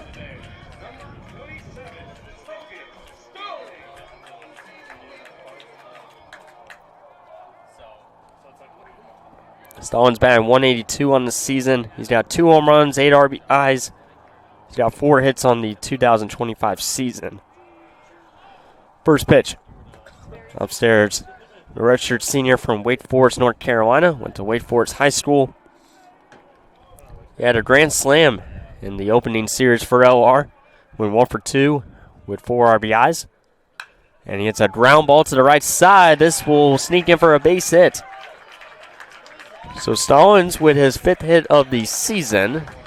A 1-out single here for the Bears. And now the Bears will bring in, it'll be number 39, Henry Stewart.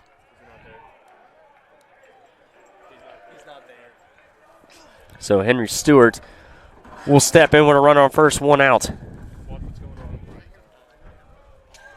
And the pitch. He's going to fly the first one into left center field, and that will be caught And the Bears down to their final out after Henry Stewart flies out to left center field. Got a hold of that pitch, but just not deep enough. And now that will bring up number 48, Xavier Mann. Just one at bat on the year for him. He's 1 for 1 with a base hit. The redshirt freshman from Buffalo, New York. Runner on first represents the final hope for LR here tonight. Down 21-8 against Barton. First pitch will miss downstairs for ball 1.